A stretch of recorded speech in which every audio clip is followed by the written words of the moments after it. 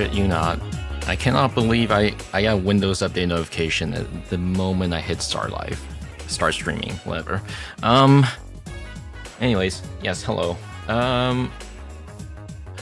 This is gonna be a bit of a weird one because I've already done the homework already.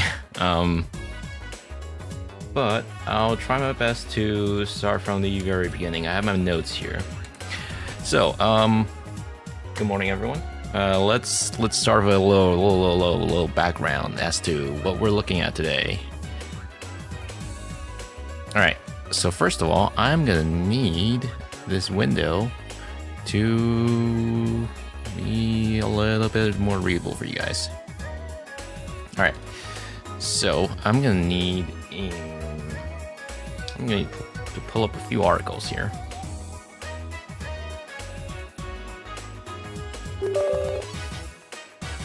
I need to first turn on the internet in the sandbox. So,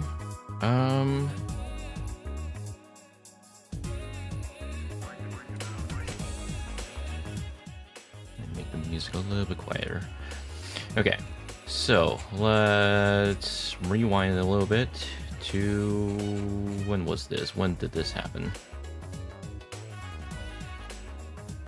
Yep, the end of March.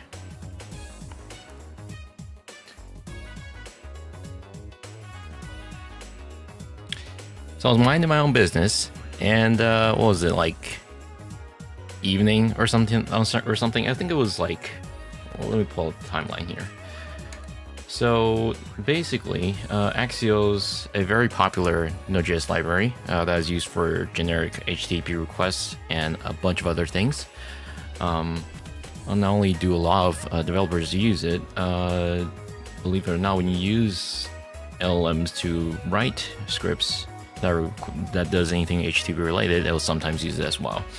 Axios is pretty much one of those libraries that's like ubiquitous to anything related to HTTP communication in general when it comes to requesting anything with Node.js. So, it was around the evening, actually morning for us in Taiwan, but it was around the evening for most people in US when this happened. In fact, it was very late at night. This happened around March 31st at 12 a.m. UTC. A problematic Axios package was published, and then pretty much immediately after that, Socket.io, Socket.dev, the peeps that do npm package monitoring and a bunch of other things, they were notified like 6 minutes after the package was published, and then you start seeing this. I remember wondering, well, this isn't Axios. What's this? This is a package that's called plain crypto.js. Basically, what happened in the attack was that the Axios versions, specifically v1.14.1 and v0.30.4, both of these were the latest v0 and v1 latest release at the time. Both of these were silently published with a new dependency added to Axios, and both of these packages were made to include a new dependency called plain crypto.js. Plain crypto.js was claiming to be JavaScript library of crypto standards, but really it's just trying to mimic the similar name to another library called crypto-js. Now, so before we get into the malware part, I want to give a little timeline, just so we're all familiar with what happened.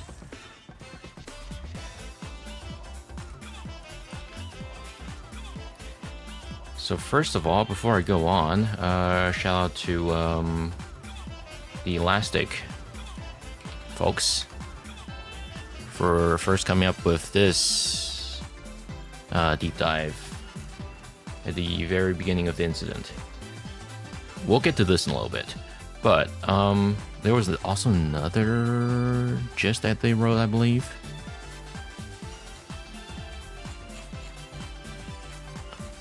It is not made public, not through here. But there was another gist that they wrote that basically contained a timeline, and I also added a few things on my own timeline. So, let's first start looking at these. Let me also pull up the problematic package real quick. Should have done this before stream, but oh well.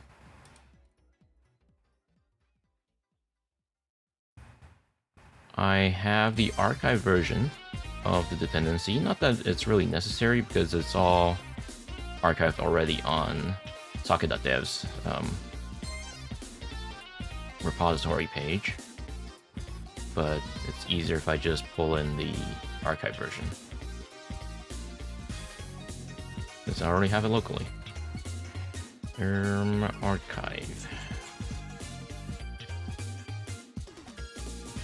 should be the latest ones.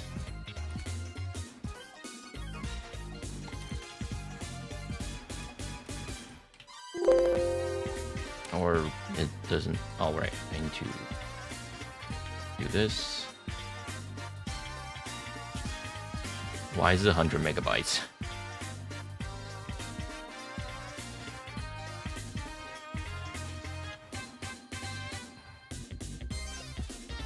All right.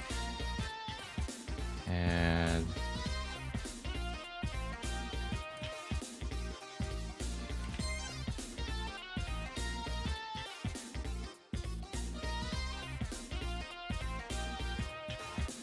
right, so this was the modified version of the socket.dev's write-up. Let's pull up a more readable one.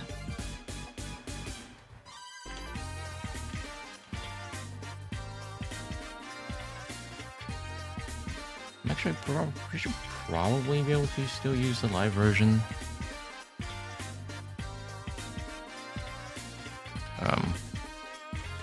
If it loads. Hello?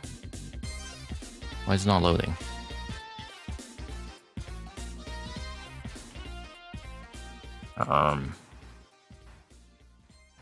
Hello? CSS? Hello? What if I try a different browser?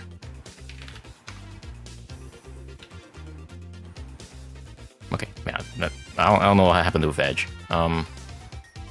Use this version instead.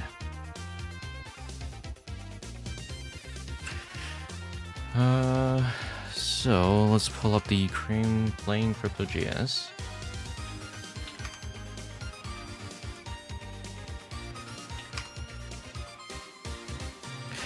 So as you can see, in this version of Axios 2 weeks ago, if we check the dependencies, you can see that one of them was added as plain crypto.js. We go plain crypto.js. We take a look at the files. We can see that there should be a package.json. Where is it? Yeah, there is. So as you can see, Axios was added with the dependency of plain crypto.js, and in plain crypto.js we can see that there was I believe there was a post up somewhere. Oh wait, this is not the latest version. This one. If we take a look at the package.json here, we can see that a script here was added. That was added with a post install script. And what it does is, after installing the dependency, it will call node and then call setup.js. When we look up setup.js right now, we can see that this has been stuffed with obfuscated version of a payload.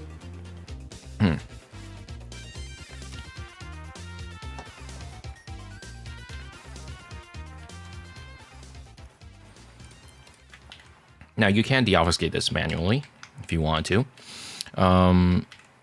Alternatively, deobfuscate IO might work, but there's only so much you can really get out of it.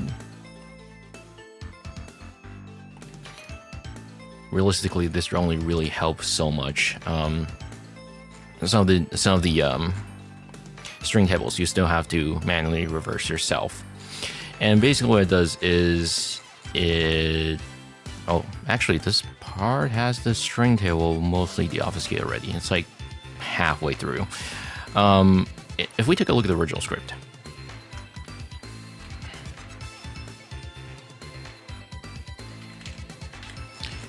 And if we turn disable word wrapping, you can see that the string table is actually XORed using the key order 7077 here.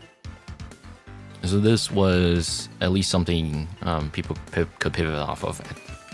Although I don't believe this key was used anywhere else.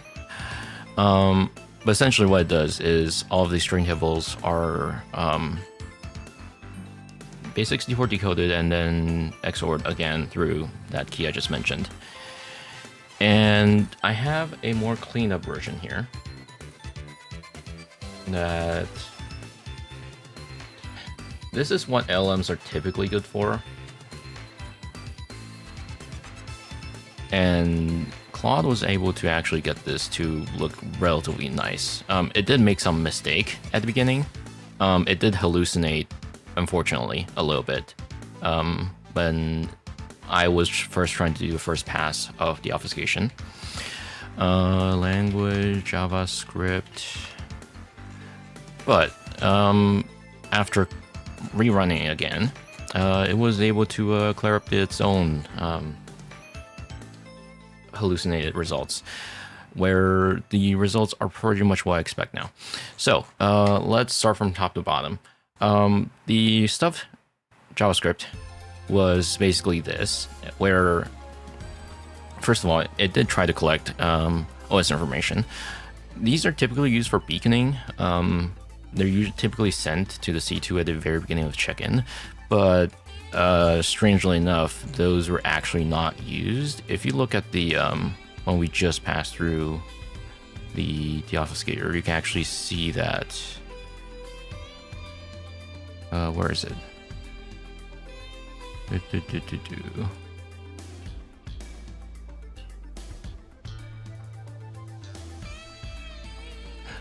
Platform was, yeah, the platform was used. Type, yeah. As you can see, these were not used at all. They pretty much just called them, and then it wasn't assigned to any variable. So that was a bit of an oddity when I first looked at the script. Second of all, what it actually does after that, though, is it will try to, first of all, it will check the platform that you're on. So it is designed to run on Windows, Mac OS, or treat everything else as Linux. And then after that, it's going to execute the payload that was chosen from above. And then what it'll do is it'll delete the script using unlink. And then after that, it replaces the problematic package.json with the post install, and replace that with package.md, which is the clean version. So if we go back and look at the repository here, it was indeed a package.md, which does not have the post install script. Now, unfortunately for them, the repository is well documented on socket.dev.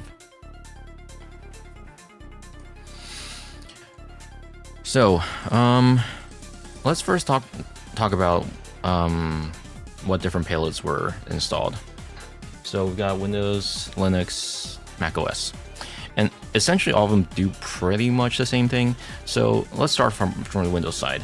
On the Windows side, they did something a little bit peculiar, where they first found where PowerShell normally is residing from, and they copied the executable from what's typically under Winder, and they they copied it under the program data, and then copied it as wt.exe. And for those who don't know, Windows Terminal, this thing, is called wt.exe. So it was trying to disguise it as Windows Terminal. And after that, it will then create a new intermediate payload as using VBS. And it's basically a very roundabout way of calling curl. So instead of calling curl directly, they created a VBS payload. And then after that, they use a VBS payload to call command.exe and then use that for proxy execution, where they call curl. And the curl command here basically just posts to the C2, which is up here, which, by the way, it does use a campaign ID of 6202-2033. Campaign IDs are typically used for the actor to distinguish between a bunch of campaigns. You might also hear them as remarks. Really depends on who you ask. And they're pretty much the same thing. They're just used as an identifier. And it sends the data of packages.npm.org/product1. Note that this is not a malicious link. In fact, npm.org is a real domain. Packages.npm.org is probably also real. It's just using this as a false identifier in case anyone could see the traffic and think that it might not be something malicious. And so on the server's end, on the remote attacker's end, they use this piece of data to validate, first of all, is this actually coming from the malware itself and not just a scanner? Because, well, if they don't see anything in the posted request, they'll just think, hey, it's probably scanner. So this is one way for them to evade being discovered before the actual downloader script was distributed. And after that, after it posts to the C2, it will take the result and then store it under the VS1 PowerShell script. And both the VPS and the PowerShell script are stored under temp directory, and then it is executed using C script. And afterwards, it deletes this VBS script. And of course, is then executed down here. Now for macOS, it uses AppleScript instead. I really hate reading Apple scripts. It's not the most readable thing ever for me. But basically does the same thing, but the identifier is proc0 instead. After that, it's chmod the payload, which is stored under /library/caches /apple.com.apple.act.mod. Keep this name in mind. I'll come back to this in a little bit. And after that, it just executed proxy execution via ZSH, and then run the Apple script. Now for the for Linux one, it's a little bit more peculiar because, like, okay, for this one, we know it's running a PowerShell script. It's probably going to drop another payload and execute that. And for this one, we know that, well, actually, it is going to run a PS1 script in the background. And for this one, it's going to run a binary. And for the Linux one, it's actually just assuming that you have Python, and then it's just running the Python payload that was downloaded from Prog2 with the Prog2 identifier, and then store it under ld.py and then execute it. So, what are each of these payloads? Well, first take a look at the macOS one, because we'll have well, first of all, this is the first payload that was discovered by Elastic researchers. It wasn't until slightly after that the Windows and Linux payloads were discovered. So the macOS one was the first one I looked at, and it is Maco binary. And fortunately for us, all the symbol names are still attached. So we can actually see what each of these methods are with a very human readable names. Now we'll talk about more history of this malware later on, but we can first take a look at what it actually does by itself.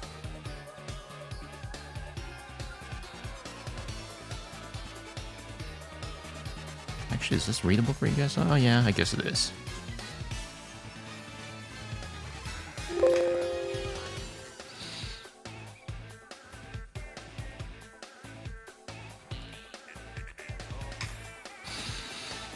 Right. Unfortunately, this is a little bit long. We'll just call it, what is it? Just call it basic JSON. So this is a little bit more readable. Well, actually, there's a lot of instances of them. But essentially what it does is at the beginning of the execution, it generates a new unique ID based on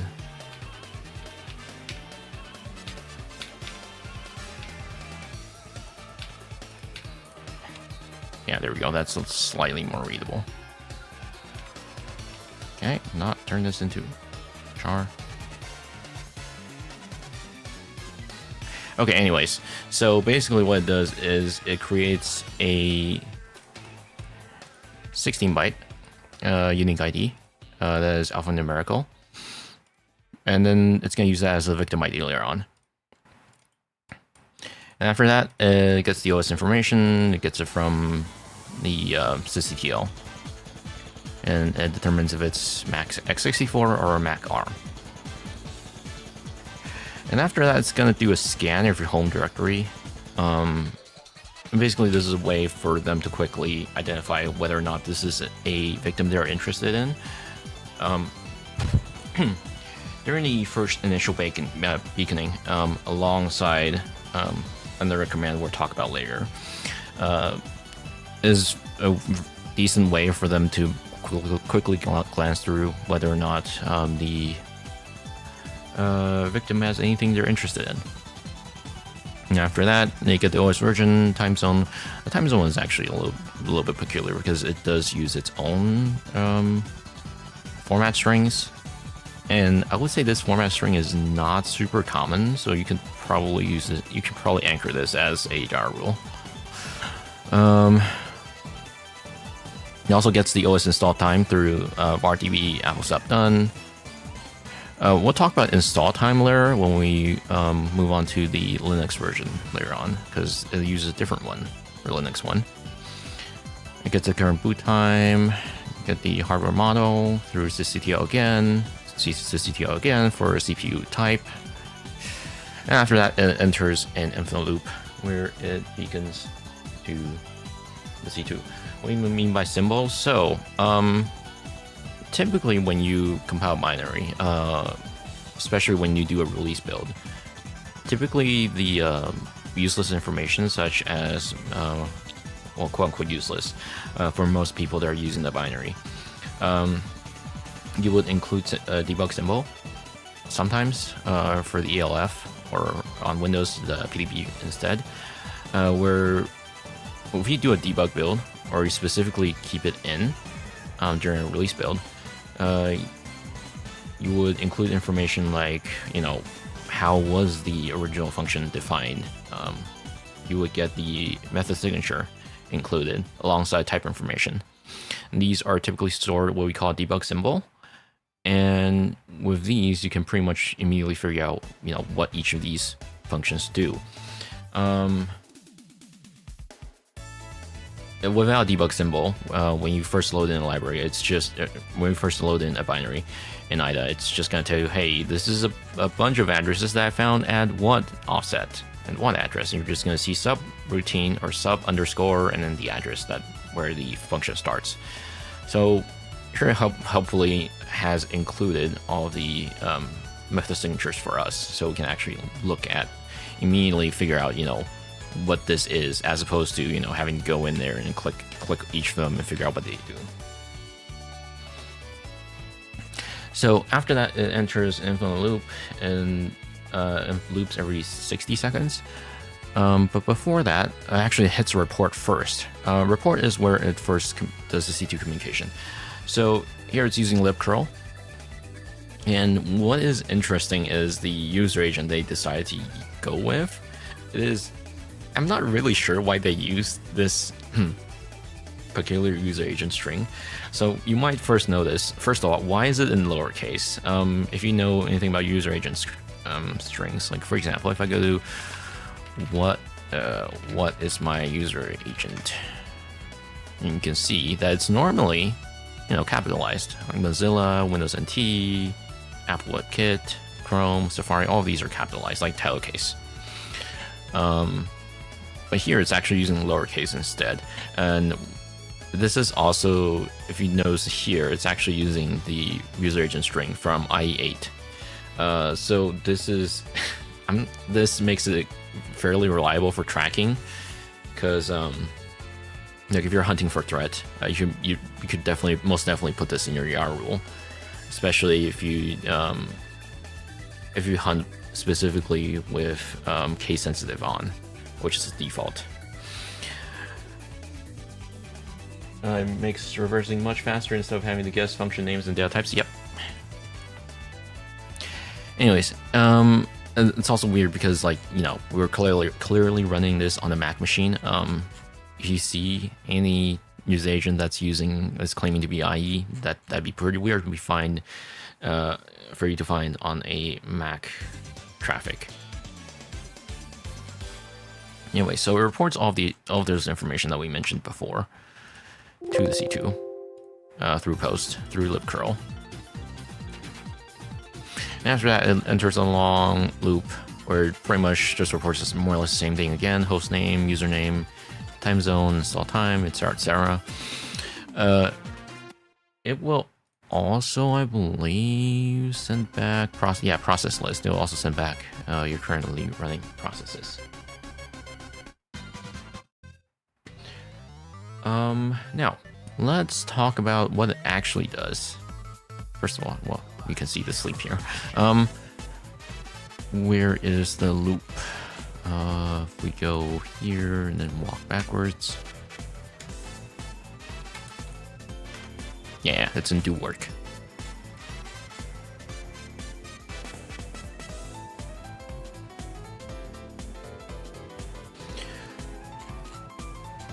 You can see that it supports a bunch of different commands. So we've got, this is not the most readable thing because of the long function signature. We've got p inject, and we've got run script. Actually, we just do a cross-ref here.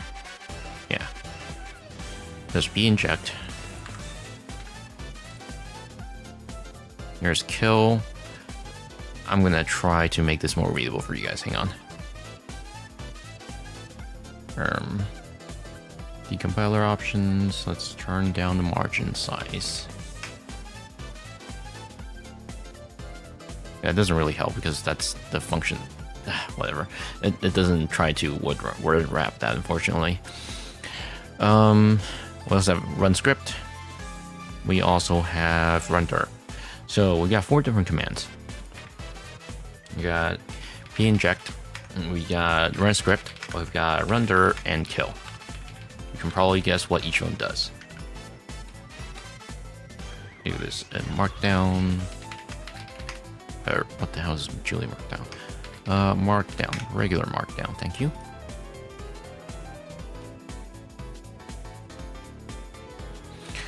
So, we can pretty much just jump to the relevant one. So let's start off with pinject. Inject, or in. We'll just go straight to the part where it was called. Pull this down here. By the way, if you ever want to quickly figure out what's what, you could just, first of all, can I sync? Oh yeah, there it is. I know this is pinject. I can just do a repeatable comment. Inject. Thank you. So next time you do a cross-ref, if we can rename this.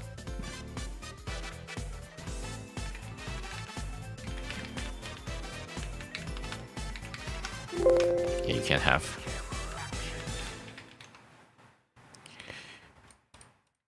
Yeah, you can have the repeatable comment so that's more readable, assuming your function name isn't like stupidly long.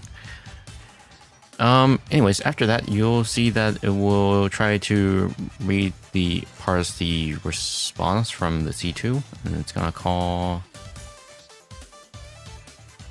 inject bin. We'll get to the ZZ while in a little bit. Where is it? Here it is over at...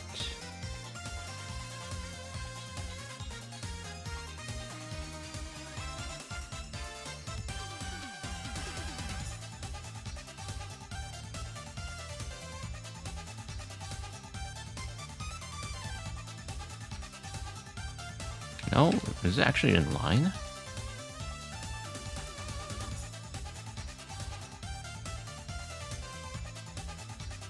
Oh, do action IJT. Yeah, here it is. So, so what it does is it decodes the payload that was included in the IJT bin key. It base64 decodes that, generates a new 6-byte alphanumerical file name, and then it decodes that, store it under /private/temp/ dot the string that was created. So we know that. We can just write that down. So we've got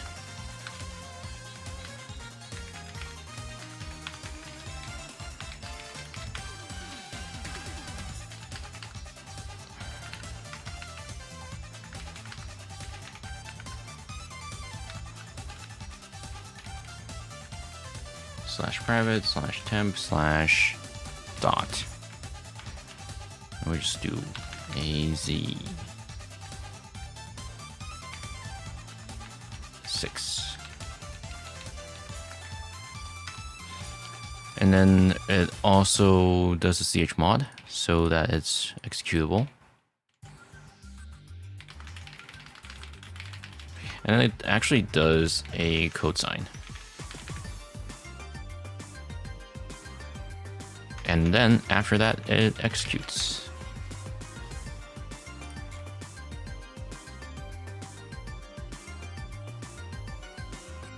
Yeah, this is p open.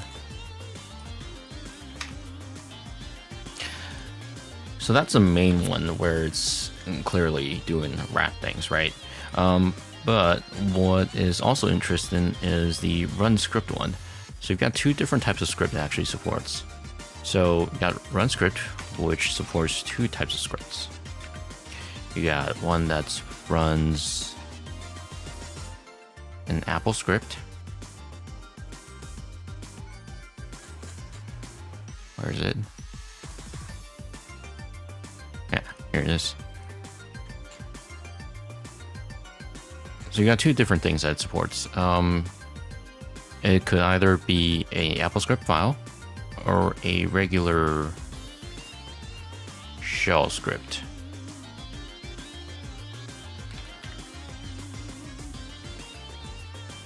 Yeah.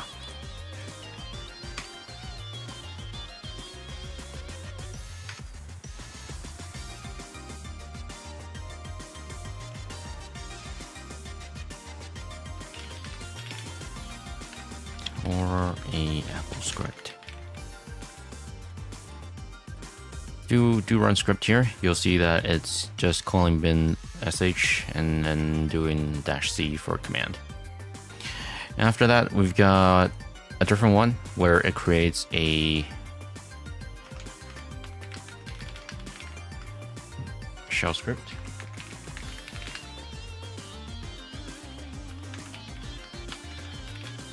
Under /temp/ dot cd. On previous JavaScript deobfuscation using LLM, how do you check for or avoid or remove hallucination? So, in the first iteration, Claude pretty much hallucinated parts of the script that I thought looked really weird. It for some reason thought, where was it? The file, I think it was hallucinated the C2 URL as like what actually gets executed, which obviously does not make any sense. If you see behaviors that are clearly nonsensical, or if it is different from you, what the results are from when you actually run the script, i.e. you have tested this with dynamic analysis before, and dynamic or behavior analysis, and then you find what the LLM has generated is clearly different from what you normally expect from your other analyses, then you have a sign of, okay, that maybe some of the results were hallucinated. Also, it is also important to not take everything LLM says at face value. That is always the case no matter what you're doing. Always verify twice. If you see things that do not make any sense, you could also just try to deobfuscate this yourself and or running this and then stepping through the script to see what actually gets resolved. In this particular example, the strings here are actually not that difficult to deobfuscate yourself because there aren't a whole lot of them. The string table is relatively small.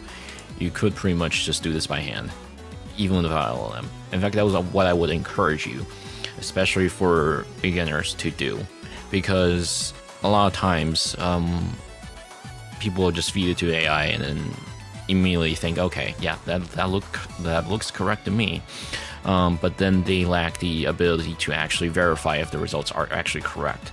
So if you're new to this, I would actually suggest you that do not actually consult LLM at first. And what I would encourage you to do is you can run this through a debugger with a node, and then you could just step through and be like, okay, here's what I've observed. This is what the variable E actually is, what it actually ends up being resolved. And you step through and then figure out, okay, what is it doing here? Is what it's doing, is this something that I can fix manually? Now, obviously, you can't really do this with a large script. For example, if we have a large obfuscated beaver tail script, for example, you can't really do this by hand always. But with a smaller script like this, I think this is plenty doable.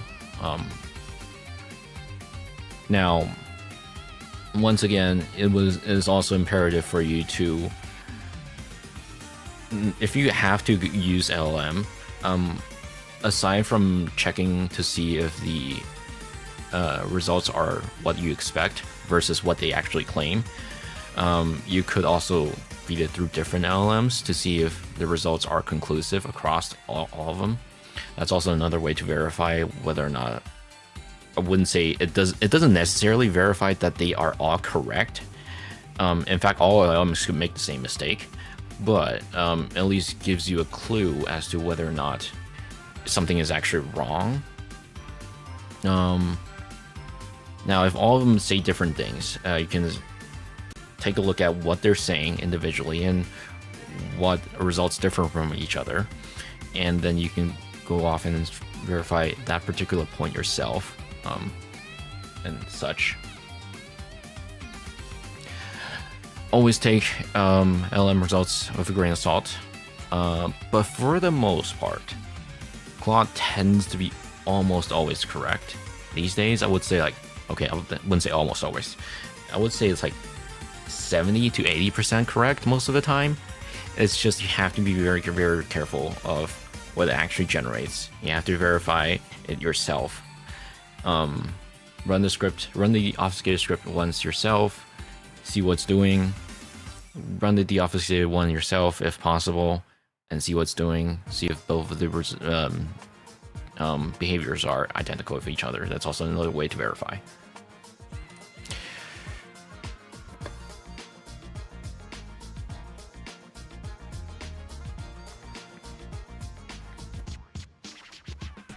I always fear wasting more time double checking an LM result than doing it myself.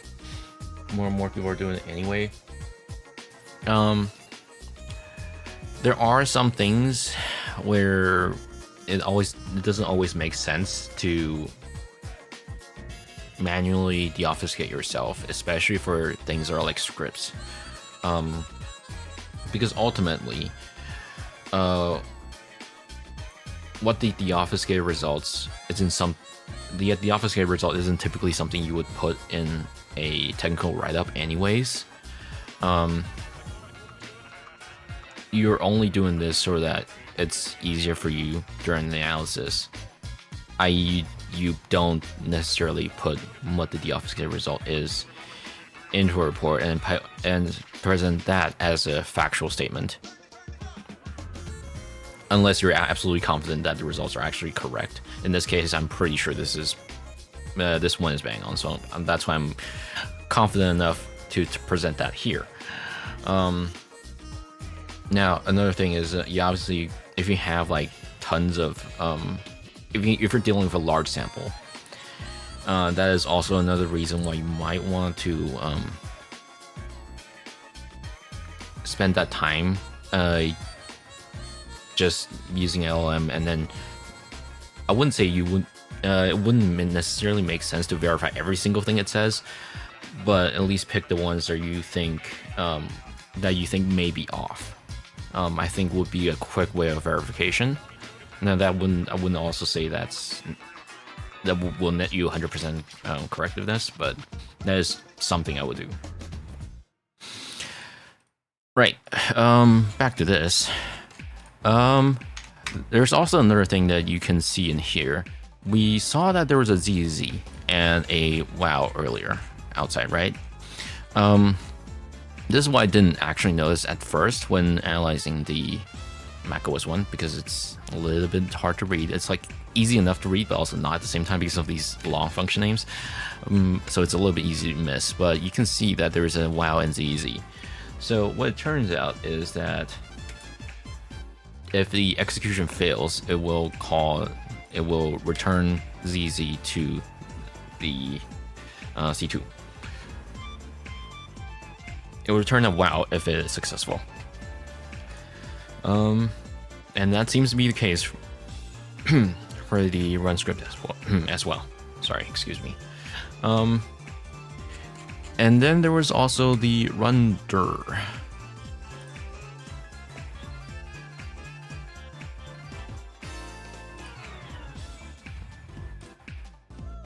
Where is it? It's like, what did I rename the thing to?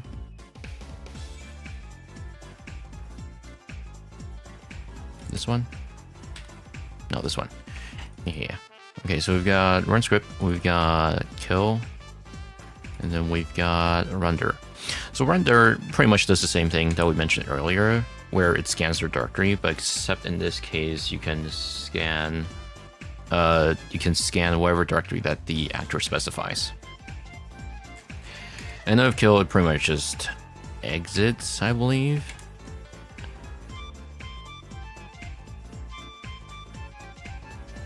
Yeah, just exits. Now, this is the most easy thing to read, but before the Windows and Python variant started showing up, this was our only clue to go off of. And whilst investigating this, a few researchers, especially the ones over Elastic, had already noticed, hey, this looks suspiciously familiar. I feel like we've read this from a report before, because they already have. Back in late February of 2026, Mandiant actually did report on WaveShaper.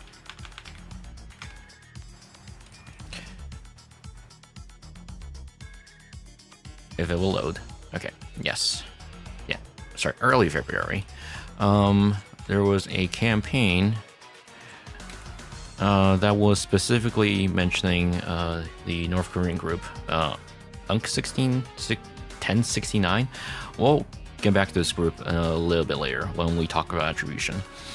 But essentially, as part of the campaign, they eventually deployed a malware called WaveShaper. And WaveShaper, in this specific campaign, unfortunately, it was packed They claim it's an unknown packer, but we'll get to that in a little bit as well. From the description, you can see that, well, it supports downloading, executing arbitrary payload from C2, and is provided via command line parameters. What I actually didn't notice, what I actually didn't mention earlier here as well, is that during the execution of this, it actually passes the C2 URL, which S, to the executed script. So it actually launching this as /library/caches./com.apple.act.mon, and then passes that same C2 URL from earlier here through into command line.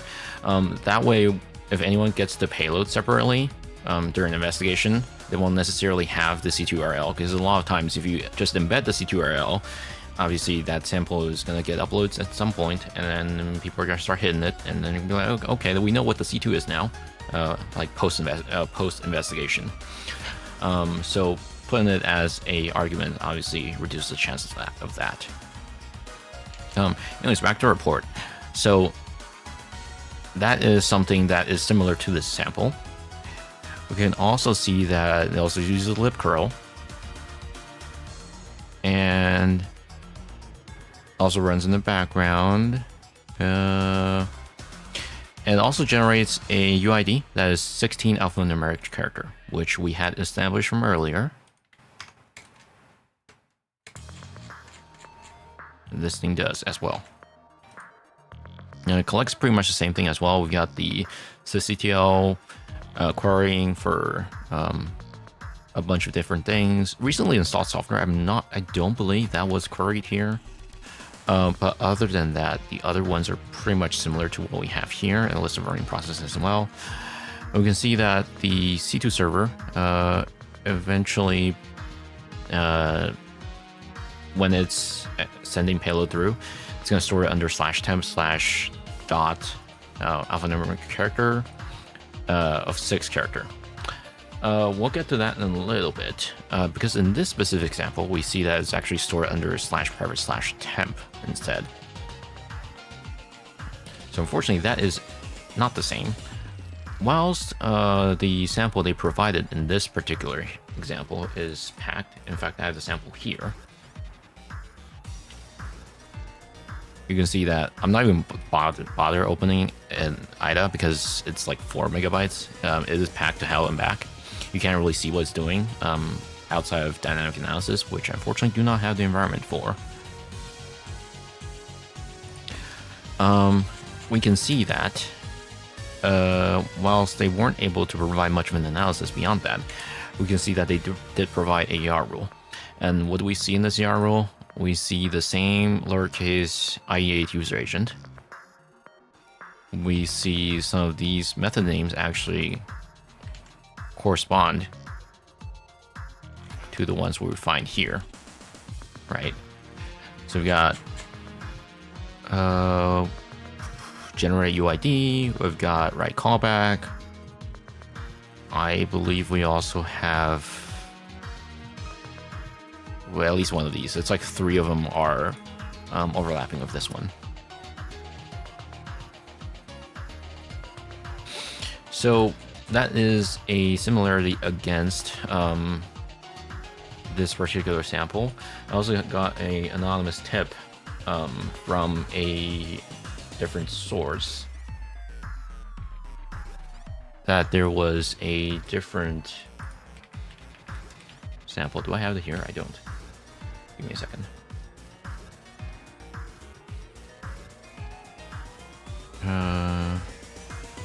Actually, just open VirusTotal for this.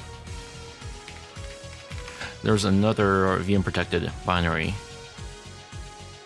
that was exhibiting the same behavior as early as late 2024. So we know this particular sample has been in use for like a very long while. Or at least this particular family of malware. Unfortunately, this one is also VM protected. We know this one was the one mentioned in Google's report was packed with an unknown packer. I'm still uncertain if it's actually VMP related or if it's a different packer. By the way, pretty much prior to this incident, there were no unprotected binary of this particular malware family. So it's kind of surprising that they ended up deploying one that doesn't have any protection on this one. Now, I want to shift our attention to the PowerShell and Python version.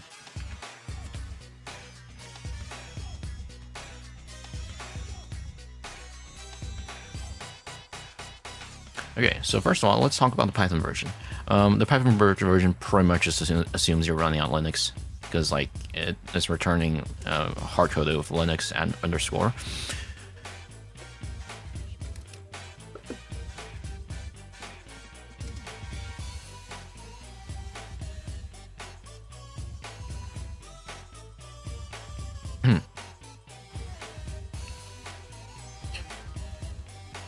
As you can see, it also takes the C2 URL from argv, from the argument. It also generates a 16-byte UID. Also gets the user information, gets the first initial check-in with the directory listing, which, by the way, if we go back here, you can actually see that it enumerates .config, documents, desktop, specifically these directories and home directory. And then after that, it goes into main work, where it actually does the loop. So that includes the boot time, installation time, etc., etc. Pretty much the same thing that we saw earlier, except this time even more readable, because it's just in Python. There are some things I would like to point out here. So first of all, it actually checks installation time via /var/log/installer or the dpkg log. Also reads the system information from DMI. The process list is actually a little bit funny. So it actually parses through /proc and gets the uptime status, etc., etc. Also, funnily enough, it also reads from etc password for the UID username parsing. And in here, we see a familiar string. For the actual payload execution, we see that it is base64 decoded, and then after that, it stores it under /temp/.6byte character, which is the same thing as we found here. Yep. After that, if it runs error, ZZ, or otherwise, wow. Now, if you pay attention to the definition names, you'll see that the definition names are almost one-on-one to the ones found here, except it's in what you expect in Python's coding style, which is lowercase underscore joined together. So we've got do action directory, and this one, well, actually, that's not a good example. Let's do action IJT.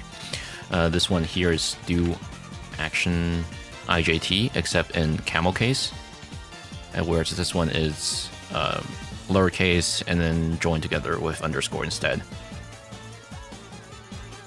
So these are pretty much one-on-one copied over with one another. And we look at the Windows one, the PowerShell version. And which PowerShell? You'll see that the PowerShell version is actually slightly different. So first of all, it gets pretty much all of the information it needs through sim, which goes through WMI in the background to get all the like installation date, last boot time, etc., etc. What it actually does differently, though, is that it actually has a persistent setup. The other ones, we don't see any persistent setup, but Windows 1 does, where it writes to the current user run registry, drops into program data as system.bat, and what it actually does is it creates a new PowerShell persistence, and it tries to download the same PowerShell payload again through the C2 URL, which once again is passed in through arguments.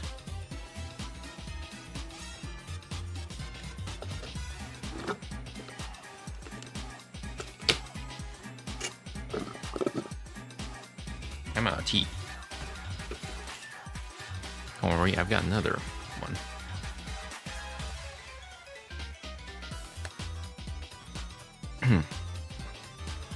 Okay, as I was saying, you'll see that once again this similar naming scheme has shown up, where instead of camel case, it's actually deliberately renamed into a more PowerShell style naming convention. Okay. Sorry, I'm a little bit lost. I didn't need to escalate privilege at all because they're all random Axios. It doesn't need. You don't really need privilege to be able to run as anything. Well, in other words, you don't really need any additional privilege to run any of this because you're all running under the same user. There's nothing here that specifically requires privilege escalation. So, it's pretty much running under the.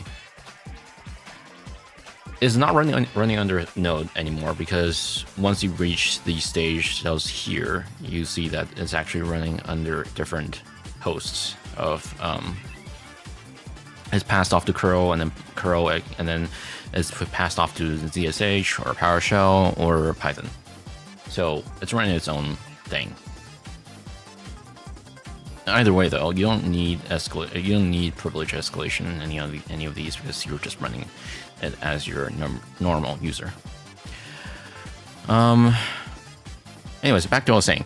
So instead of using camel case, it's converted to more PowerShell style naming convention.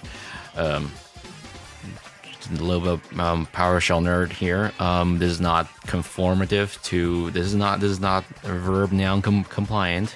Well, technically it is verb noun compliant, but like, I'm pretty sure you can have another dash after that, and do is not a approved PowerShell verb. But that's unrelated. I'm just nerding out about PowerShell. Anyways, so as you can see, they both share, all three of these samples share the same names for each of the methods that correspond with each of the actions. So my theory is that they probably ask an LLM to port these malwares independently to each platforms. This is not something. I want to do a little spoiler here on the attribution. If this group is the same group I'm thinking of, it's like slightly related towards the beaver tail group, which the ones that do invisible ferret, beaver tail, etc., etc.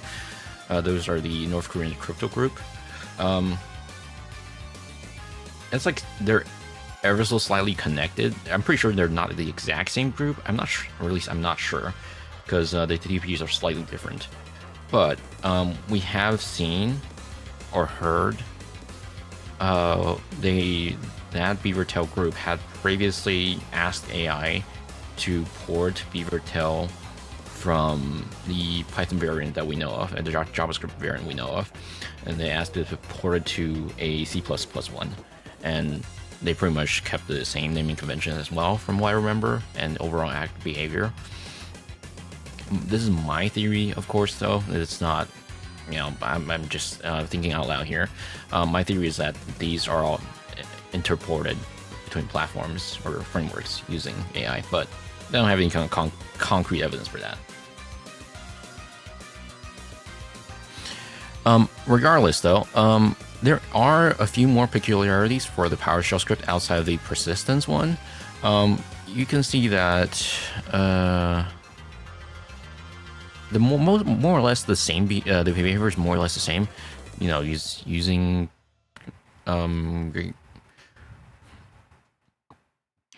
excuse me, is using get response. Where's get response? I believe that is something they wrote themselves. Yes, they are using web client, which is weird because can't you just invoke web request for this? Why are they using web client? Okay, anyways, they are pretty much doing the same thing, repeating every 60 seconds. This is also another reason why I think this is LLM assisted. They specifically mentioned convert to JSON depth 10. I've noticed, especially, I don't know what specific LLM they're using, but like I've seen LLMs do this a lot, where they specifically do convert to JSON depth 10. Their reasoning is that so it preserves the depth at a reasonable degree, but like realistically, there's no reason for you to be calling -depth 10 here. But then there are also other oddities where I'm just like, well, maybe it's like half written by a person or not, because like the function names, right? Some of these are in lowercase for some reason, where it's obviously not PowerShell compliant. LLM would not do that. There's also just a random dead code here for some reason. Anyways, for the init directory info, it actually scans for documents, desktop, especially OneDrive, and your local app, your app data.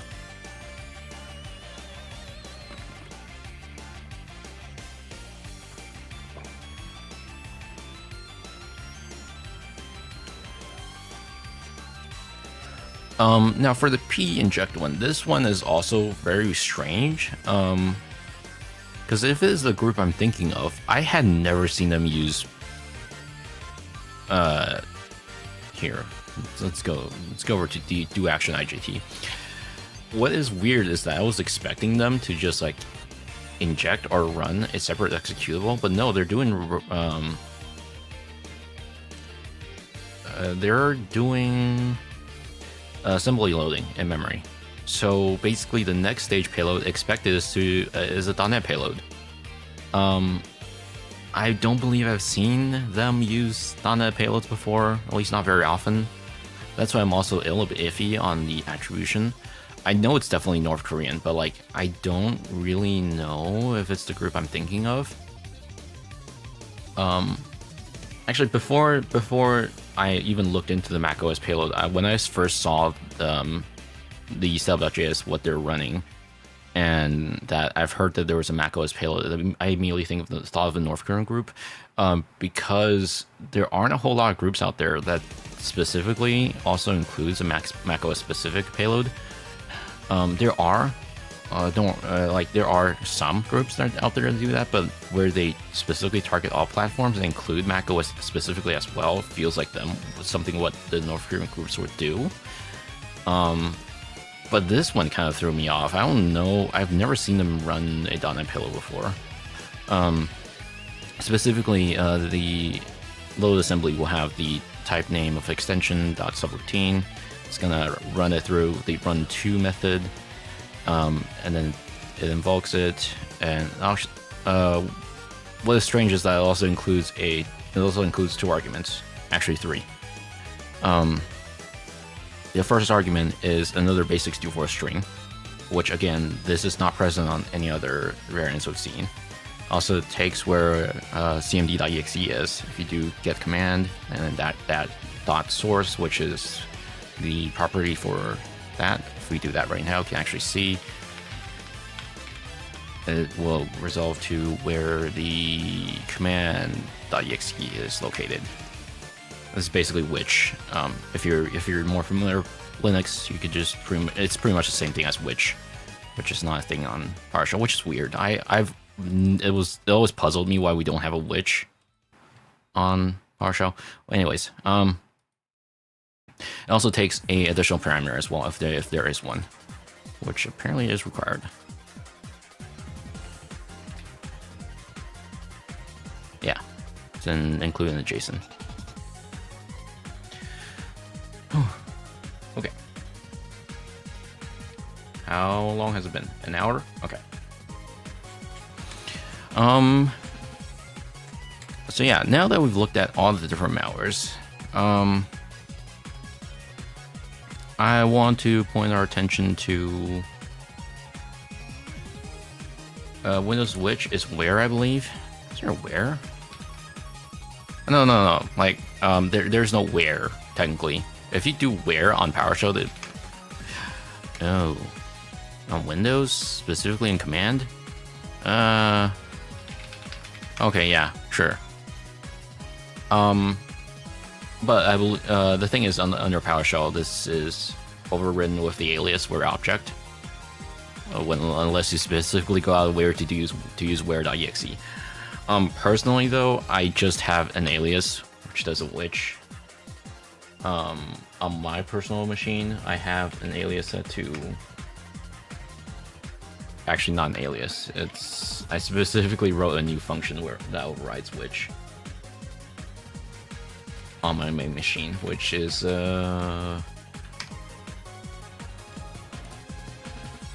yeah, that's what it does on my main machine, which really just calls get command.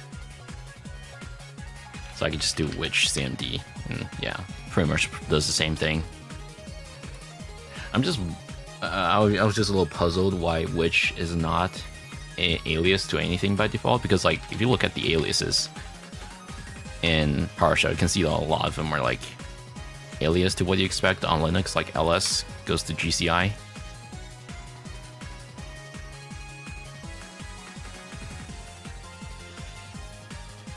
Anyways, right, let's go back to what we were discussing before. So now that we've figured all of these out, technically outside of the wave shaper attribution, there's not much for you to go off of, aside from this domain, which was very quickly taken down. This campaign actually did not last very long.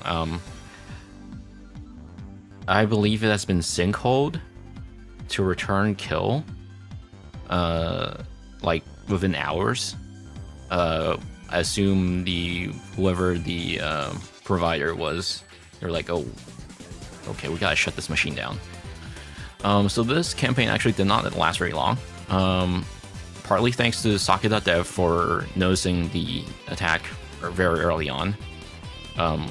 They claimed on their blog that they noticed a thing. They noticed anomaly within like 6 minutes of packaging the publishing of the package. I want to talk about the timeline real quick. So specifically, PlainCrypto.js was first published as 4.2.0 to the npm package registry, and then after that, this was back in March 30th at 5 a.m. UTC, and then around later that day, it was then published under a new version with 4.2.1 with the post install script added. It was published later in that day. And then after that, shortly after the 4.2.1 package was published, the Poison Axios packages were published. First of all, with the v1.14.1, and then about another 40 minutes after that, the v0.30.4 was published. Let's talk about Aftermath. So I want to talk, first of all, I want to talk about these two Proton email addresses I've listed. These Proton email addresses were discovered with one of the maintainers for Axios had their personal email address changed from a regular Gmail account to this Proton address shortly before the package publication. we don't have an exact time as to when the email was changed, but all we know is like surely in between here. And then after that, when the package is actually published, it was actually published by another Proton email address. It was published under unrwise. So if we take a look at both of these, if we take a look at the WKD for both of these email addresses, which you can do using my script under... Actually, I'll just look it up from here. I'll just get clone from here.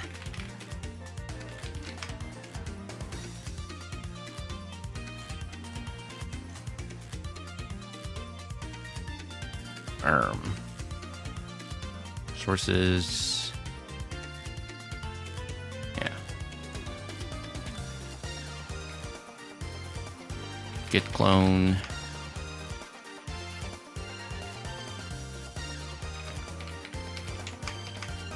So I wrote this as a drop-in replacement for GBG WKD WKS client or whatever it's called. Basically where you can use oops. Alright, .txt. That. .txt. Okay.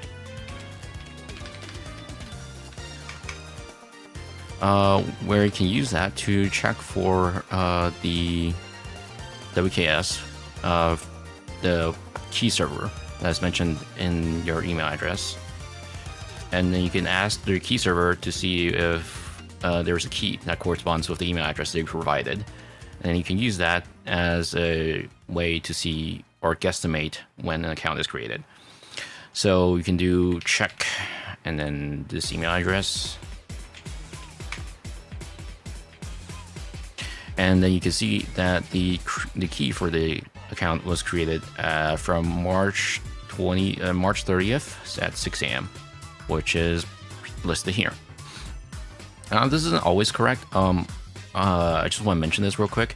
You can technically change this value to anything you wanted by creating a new key offline and then overriding the key in your Proton email address. So this value isn't always correct. It can be spoofed, but based on the information, surrounding information and context that we have, this seems like a legitimate value. So that's why I'm using it here.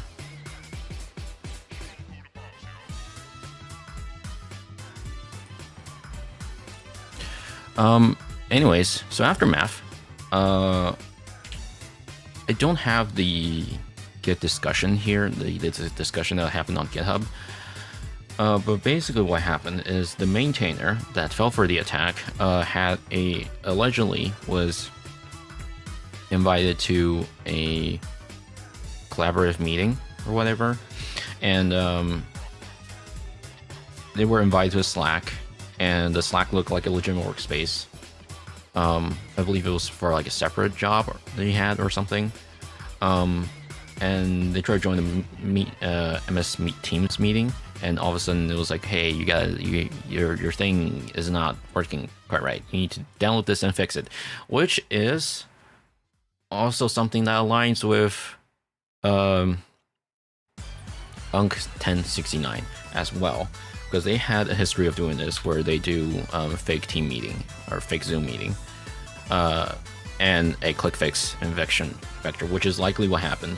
We don't have enough details as to what happened during the initial attack of initial compromisation of the maintainer. What we do know is that there was a fake MS Teams meeting, and if this were the case, then it might loop back to deceptive development, which is what ESET calls the group.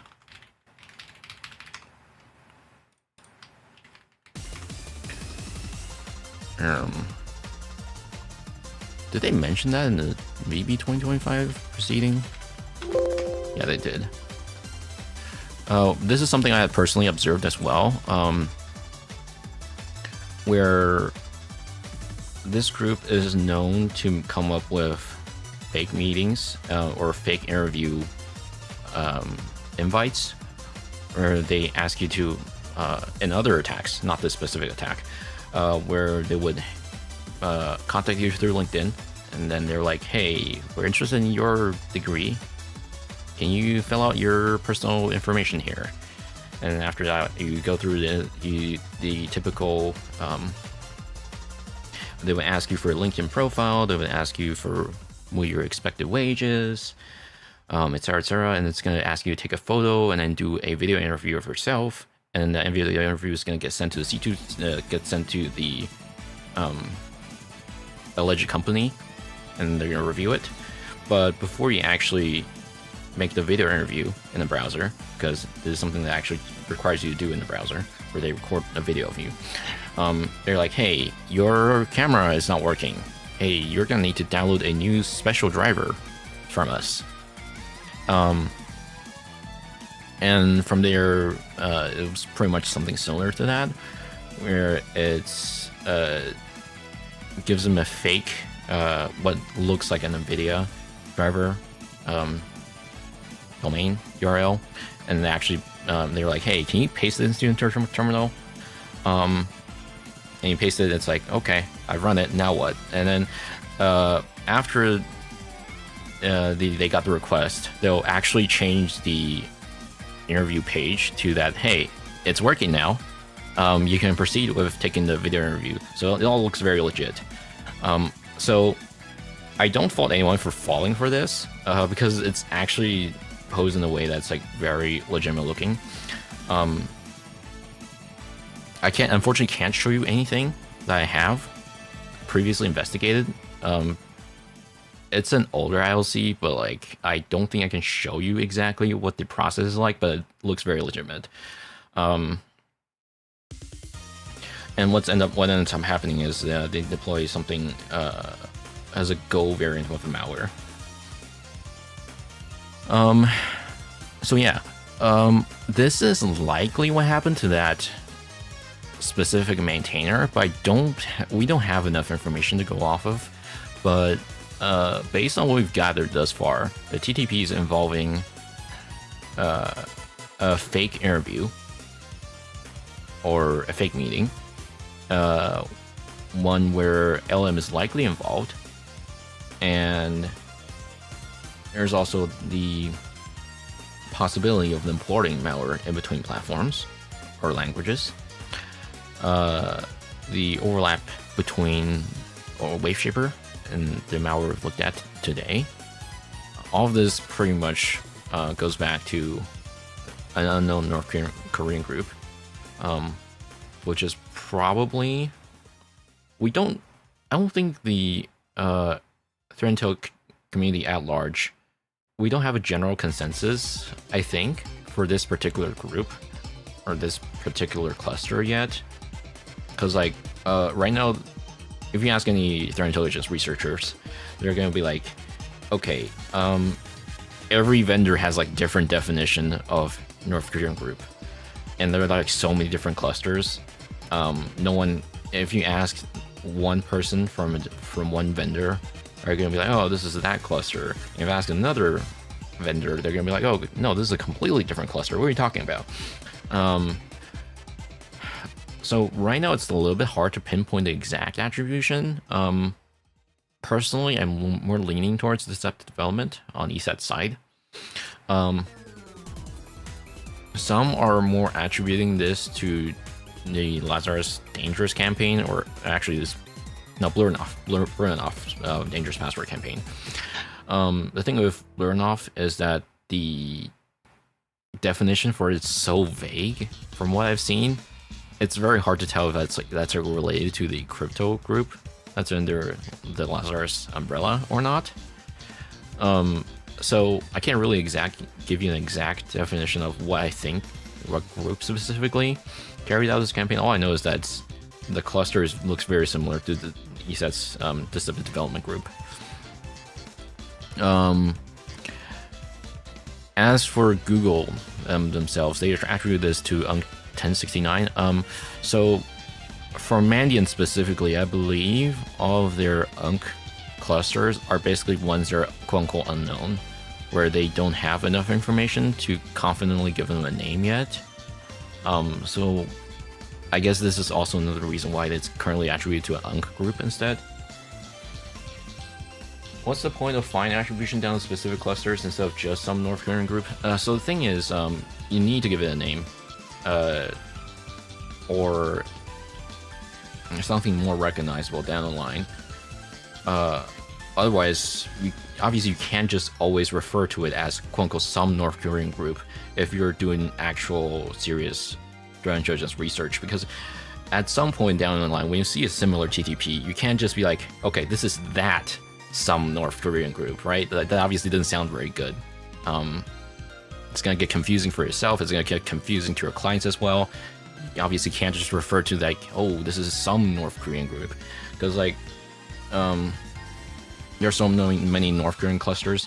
They all do different things. We've got Kim Soo-ki with their espionage-focused attacks on South Koreans and a bunch of other places. And then we got Lazarus that's actually doing a lot of espionage work and crypto-related operations as well.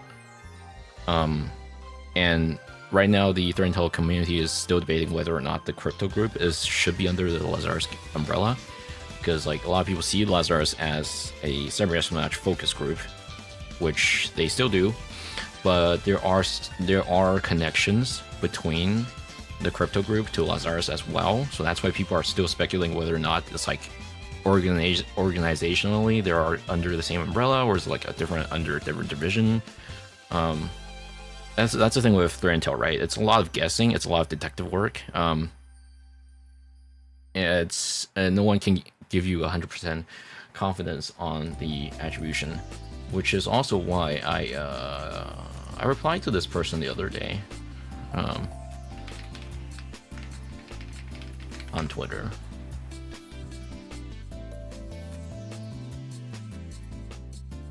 If I could find it. Twitter search is not great.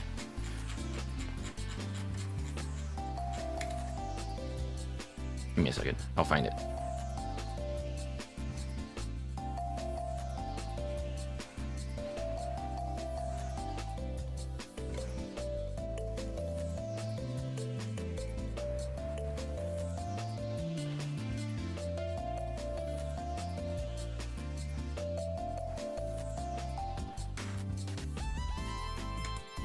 Right. So this person was asking about, hey, how are you confident enough in your attribution? It surely is like you're going to misattribute at some point, right? Can I do cancel X so that we can read this a little bit better? Or is it X cancel? It's X cancel. Ah.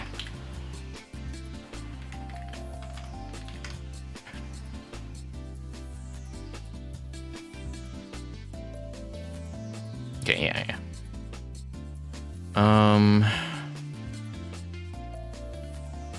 Right, so this is what the person asked. They were like, hey, attribution is ripe for misattribution, right?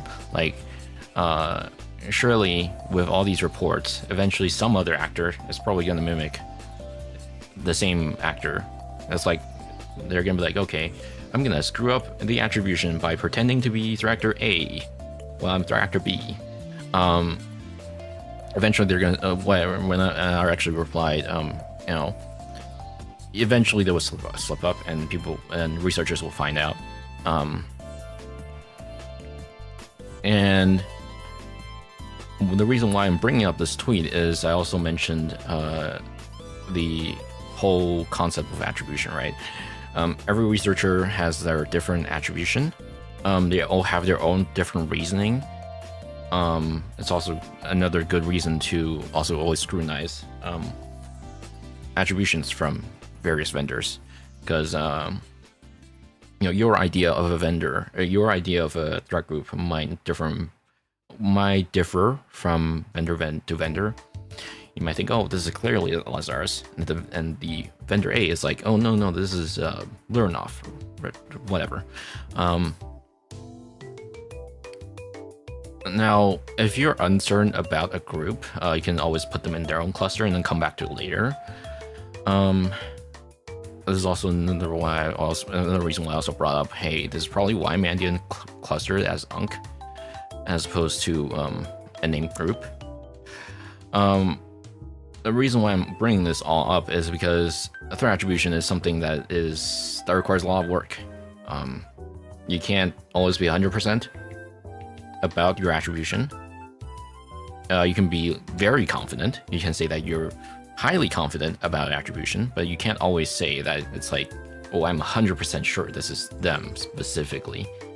Because ultimately, at the end of the day, what you're doing is just detective work unless you have very, very high, you have specific you have very specific evidence that points to this particular group to this particular operation, and you have their the real identity or whatever. Then you can be like, okay, this is clearly them. A lot of times attribution is it's more or less used for you to better track the surrounding campaigns of what they're doing. So back to your question, what's the point of fine attribution as opposed to quote unquote just some group? I think it's important for every vendor to figure out whether or not this particular incident corresponds with any of the existing groups. And if they do, what are the reasoning, right? You have to be very careful with what you say. Because if you end up slipping and say, hey, this is Lazarus or something, you're gonna be like, you're opening yourself to scrutiny. Because others are gonna be like, hey, no, this is clearly not Lazarus because of reasoning A and B and etc. etc. So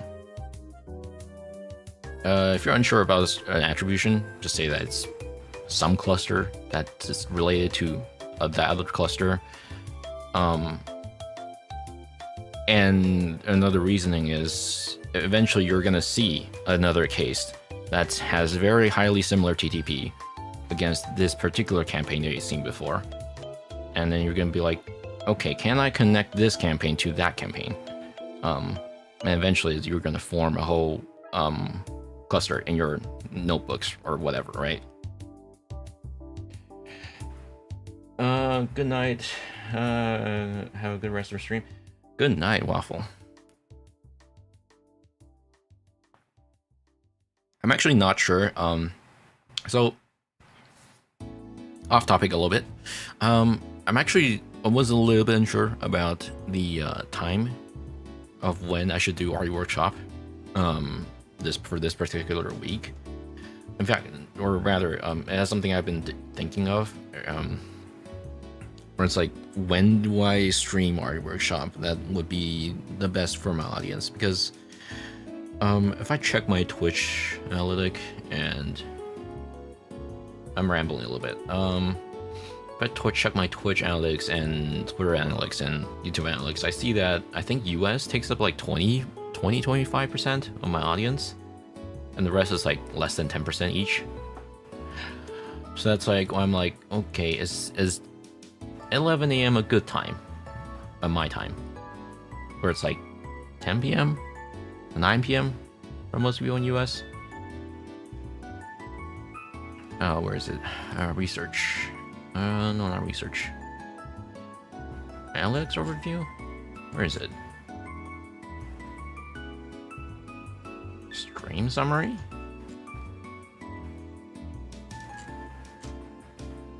There was a place where I could see, discovery. There it is. Yeah, we got 27% from US, 14% Taiwan, and for some reason 13% France. Wow, that's a lot of French people. Yeah, so I'm still internally struggling with when I should do my streams, especially for REWorkshop, because I know a lot of people watch this particular series as opposed to my regular other streams. I hope 11 a.m. has worked out fine for most people that are currently here. I know it might be a little bit early for folks in Taiwan. I know it's definitely way too early for people in the EU. They're just gonna have to watch VOD, unfortunately, I think. Very, very, very early morning hours.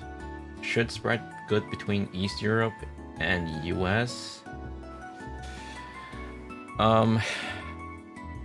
So earlier before, right? I actually done streams at like 5 a.m. So that in theory sounds fine for people that are watching. Oops, and thank you for follow. That in theory is like fine. The problem is I won't be able to wake up that early. I've tried 5 a.m. streams before, like consistently across weeks. Like I'm sure it's like good enough of balance between EU and US. The problem is I can't wake up that early. It ends up degrading the stream quality a lot. Because like I'll be like half asleep, or like I won't be able to wake up in time. Because I've tried before where if I try to stream at 4 or 5 a.m. I end up start streaming at like 5:30 a.m. or 6 a.m. or now it's too late. I gotta go to work, etc., etc., etc. Not 5 a.m.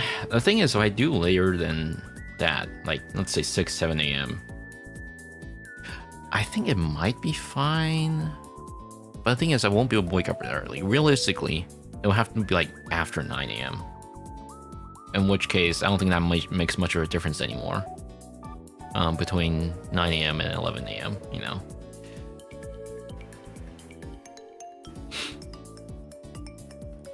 Anyways, I want to go back to, we gotta have some contribution to this, right? I'm sure a lot of people have written rules for this. We can try. The thing is, I already wrote AR rule at work. I obviously can't just like copy paste my AR rule at work to here. That'll be bad. I don't want to get fired. The thing is, I think there are enough AR rules for this already out there because of this particular incident attracted a lot of people.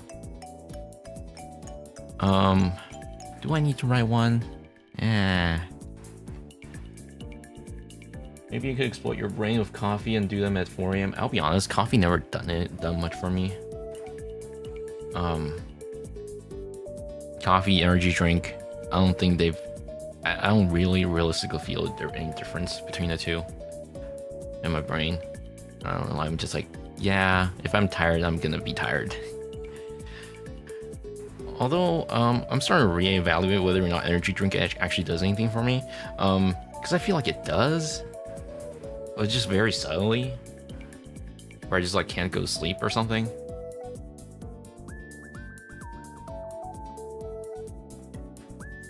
You're not immune to caffeine? I'm sure that is the case. It's just the matter of how much, I guess. Also, also another thing is I don't like coffee. Probably get the energy drink instead. Which, speaking of, we finally got a new flavor of Monster here in Taiwan, and we didn't have a whole lot of different Monster flavors until like a few years ago. I think we have like 8, and before that it was like 2 or 3 or something. The new one we got was the purple one, whatever it's called.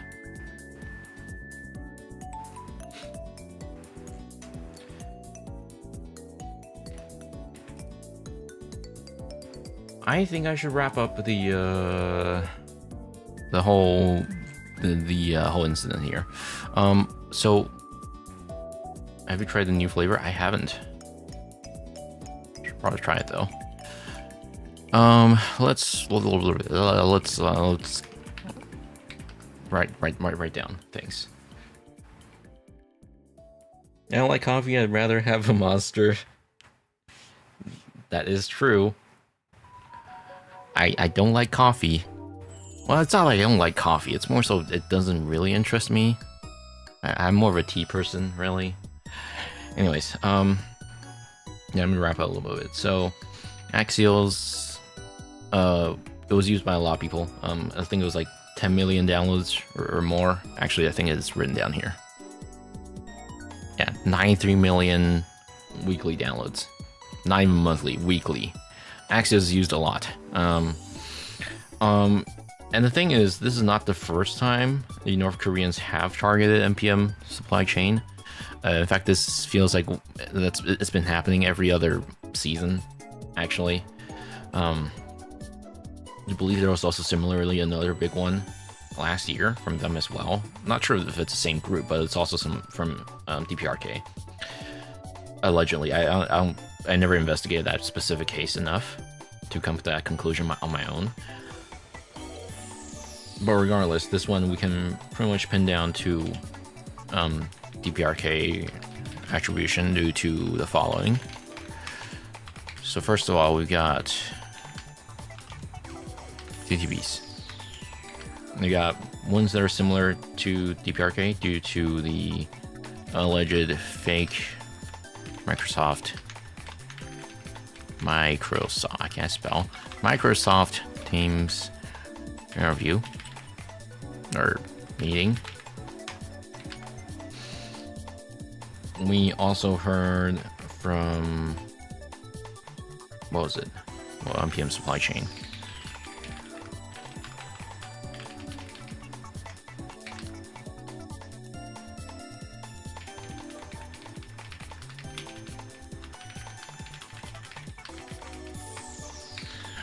I've always found, for some reason, they have a very high interest in macOS specific targeting. It's not exclusive to this group, of course, but I found they've always done macOS. They've always taken macOS into account, especially in the Deceptive Interview case. They also had one where it's like specifically for Mac.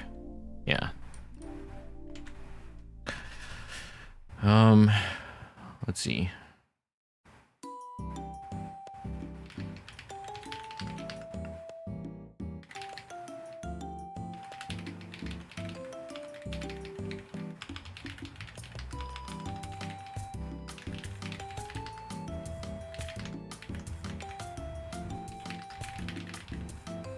Yeah, there was the possibility of them using LM, or at least the ability to develop a cross-framework.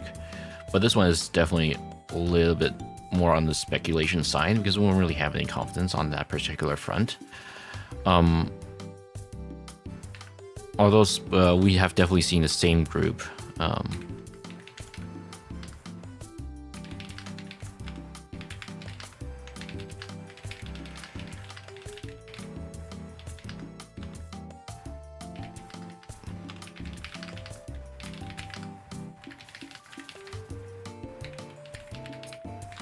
cross-framework.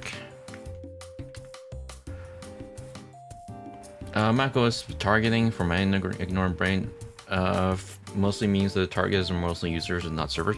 So it's not quite that. It's actually a lot of developers are on macOS, and these specific campaigns have always targeted developers. In fact, the Deceptive Development Group, they are specifically targeting developers. Like, for example, they will often target things like your wallet storage. They will steal your sensitive environment info. They will steal your keychain, etc., etc. Half of those are probably not present on a typical user machine.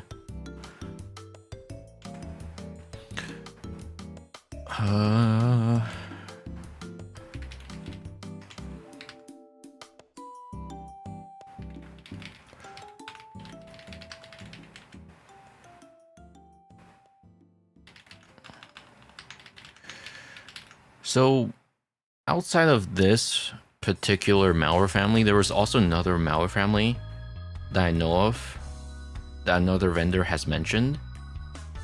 However, I cannot find the name that they're referring to in any public report, so I won't be talking about that. But the main name that's out there that overlaps with is WaveShipper from Mandiant.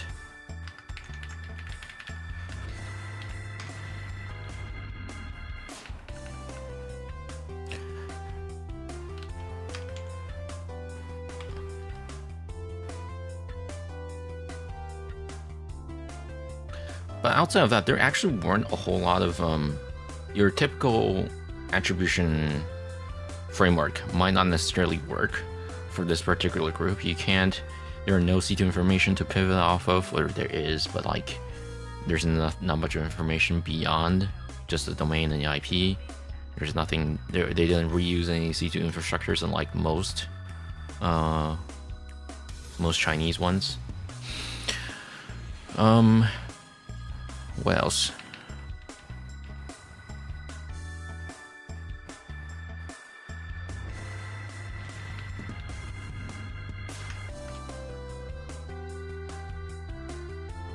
I think that's it. I think this one's probably the strongest in terms of actual attribution.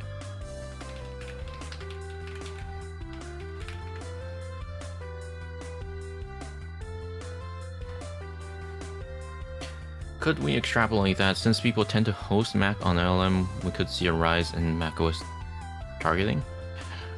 It's not like they're actually targeting LLM, so no, not necessarily. However,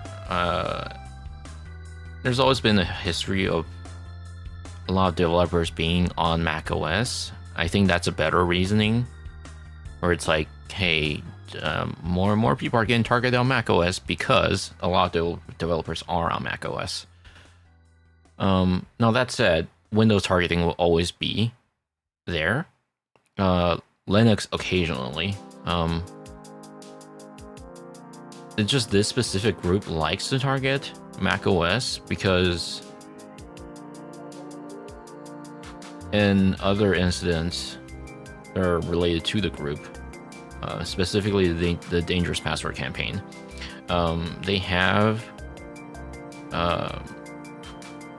actually in the deceptive development case, they have developed a whilst delivering Weasel Store, I think, which is the thing that they deploy here after in the click fix. They also have a separate component where it asks for a user password, and it actually stores that user. Actually, you can see it from here. You'll see that it also installs another component where it's like, hey, Google Chrome would like to access your microphone because, you know, you're in the middle of filming an interview in your Chrome browser. So naturally, users will see that and be like, hey, this looks legit. And they'll click allow. And they'll be like, hey, authentication required. Please enter your password, proceed. And you'll enter your password. What actually ends up happening is that password is sent to a Dropbox or C2 server somewhere. And then, since we already know that this particular malware also steals your keychain, they could just use that password and decrypt the keychain that's on macOS. That's also another thing that they specifically do on macOS, which is not something you would see on Linux. On Linux, they still steal the keychain, but they never have prompted user for a password before. They're probably just like offloading that to a server somewhere where they like crack the password manually or something.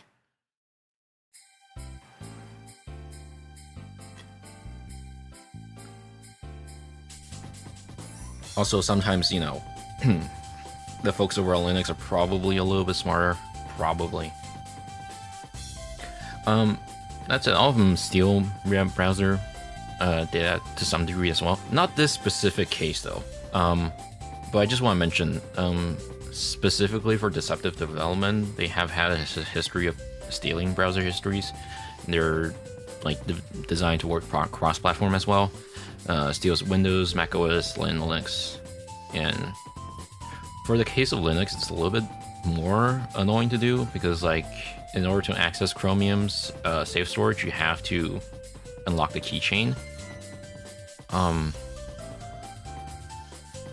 And I think the keychain is encrypted, even if you steal it even when the user is logged in. Although I'm pretty sure you can probably extract that from memory.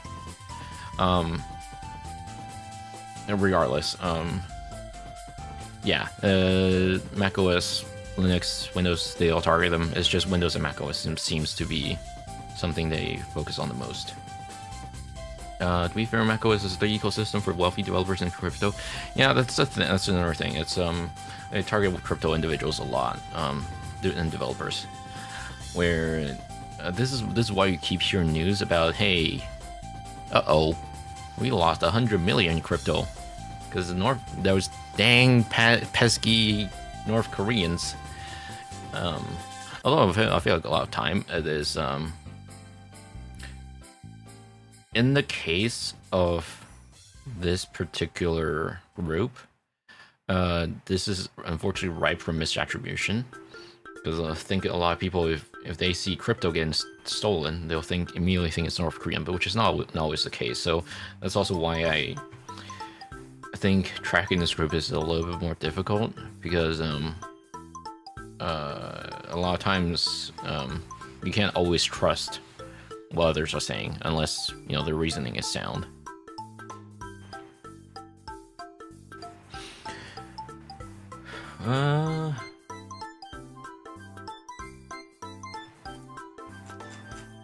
Yeah, I think that'll be it for this particular case I want to talk about today.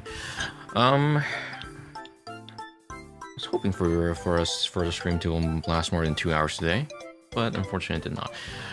I guess we could talk about other things. I don't feel like ending the stream yet, because it's only been like less than 2 hours.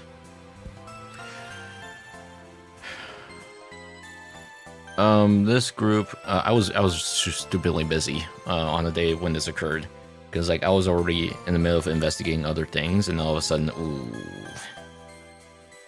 this huge bomb dropped, and then I had to like spend an entire day working on investigating this. Which is also why the stream kind of breezed past today, because I had already done my homework. Otherwise, we'd spend the majority of time in looking at this malware.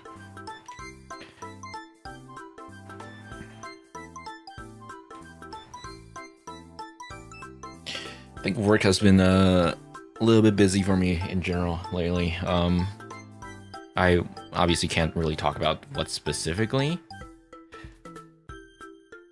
Might I make a few questions? Sure. Feel free. That's what this stream is all about. For everyone to learn. Seems like you survived the CFFs you mentioned on Twitter. Oh, dude, I have not. I have.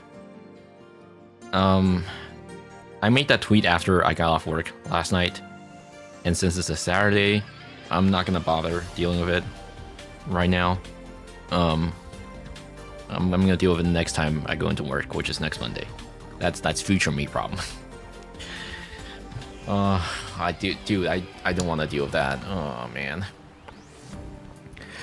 I guess for a little background for what they're talking about here. I can always keep typing it the other way. Was it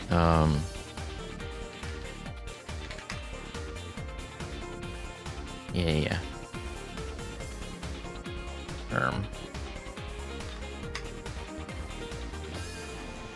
Yeah, a little bit of background as to what. Yeah, so I'm not gonna go specifically too detailed into this because it's like work related. Don't feel like getting fired over work related stuff again. But basically, I've got loads of samples I gotta look at, and they're all obfuscated to hell and back. And all of them require reading from external payload and then decrypting it and then executing it in memory. The problem is I obviously don't feel like going through dozens of samples by hand. Well, it doesn't take that long per sample. You gotta consider that it have to be executed directly through the launcher.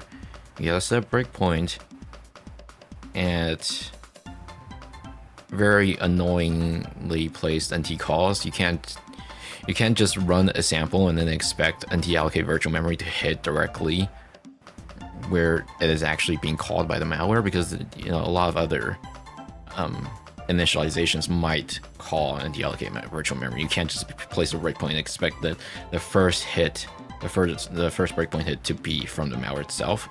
So obviously you have to spend time just hitting F9, F8, etc., and then hoping that it'll land at where you want it. And then you got to note down where the address is. You got to note down the size, and then after it's been decrypted, you can then dump the data, and you get the accurate shellcode.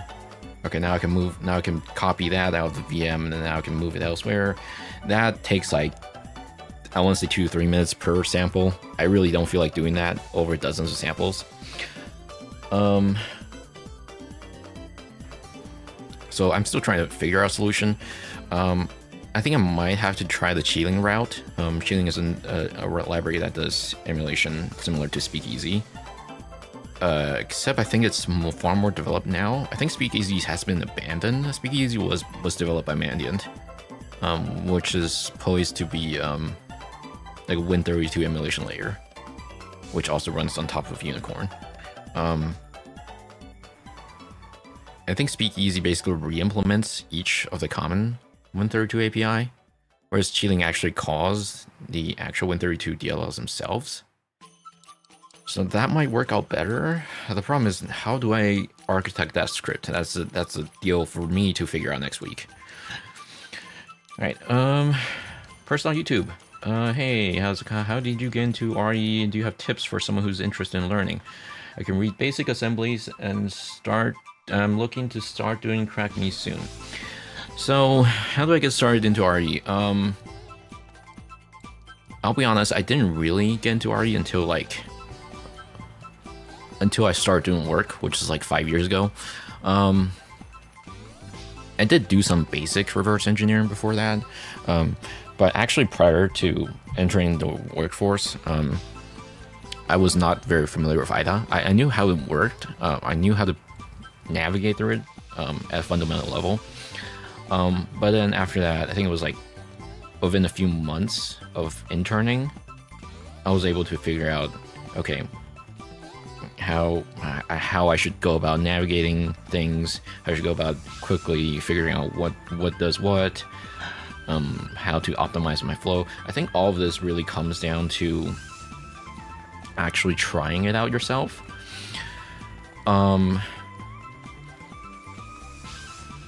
I would say if you want to get into reverse engineering, definitely most of it is hands-on experience. You have to start spending time on actually looking at things as opposed to textbook knowledge, right? You can't just watch a video. You can't just read write-ups and then be like, okay, I figure this out. I have knowledge now. And then you don't actually implement it or use it in your day-to-day analysis. A lot of this is really just, getting your hands dirty. You gotta start looking at the samples in your favorite disassembler, running it in debugger, and figure out, okay, how do I operate this thing? If you don't know how to go about navigating your tools, is when you actually start looking at the quote-unquote textbook knowledge, right? Don't know how things work? Well, look up the documentation. Don't know what this API does? Well, do I have the thing for you? It's called learn.microsoft.com. Or if it's assuming you're on Win32 API, that is. It's really just, figuring out what's the fastest way to do things, optimizing the overall flow after learning the basic stuff, right? Specifically, I don't necessarily have the knowledge for just standard reverse engineering. I'm more focused on reverse engineering malware myself, and if I'm learning how to reverse engineer malware, right? Like, okay, if it's a Win32.1, I can just be like, okay, well, it's got to allocate memory at some point. Well, we can set breakpoint at virtual unlock, right? We can take a look at, hey, is it actually writing anything to that new allocated memory? Is it putting shellcode in there? Is it doing RWX? Things like that. Being around social network, be real or not with people into it, which they keep you up to date, and so also works. Yes, as a researcher, you'll always want to be in touch with other researchers as well. You know, if you don't know how things work, you can also ask them, and occasionally, or alternatively, you can also just observe them, right? They'll sometimes post write-ups like, hey, here's what I did, and then you can try doing that thing yourself as well. I sometimes worry new young reverse engineers will take my jobs because I don't have to sleep, but I need to sleep. That's LLMs, right? So I've seen a lot of researchers start relying on LLMs, and I think there has been definitely a leap in that aspect. If you actually look at the this specific case, right, the macOS case, you can see that a lot of people quickly posted up their initial write-up, and you can often see M dash in there because like this is probably generated by Claude or something.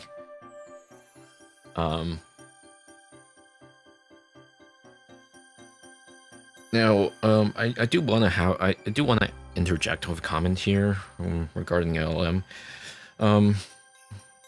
I've seen a lot of new researchers come into the field and then immediately start relying on LLM.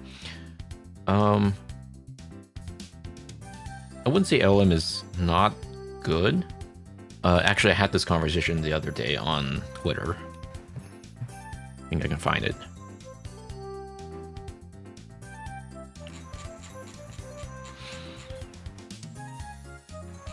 Here, where is it? Actually, it might be easier for me to check on my Twitter account instead.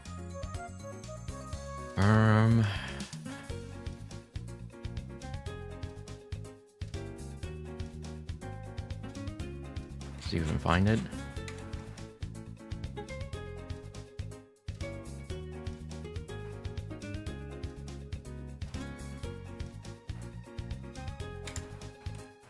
Yeah, here. It's pretty much similar to what people have been discussing regarding CTF as well.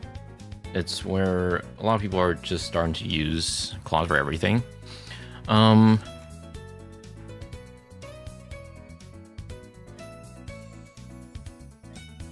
I think if you know how to use AI, it's a good tool.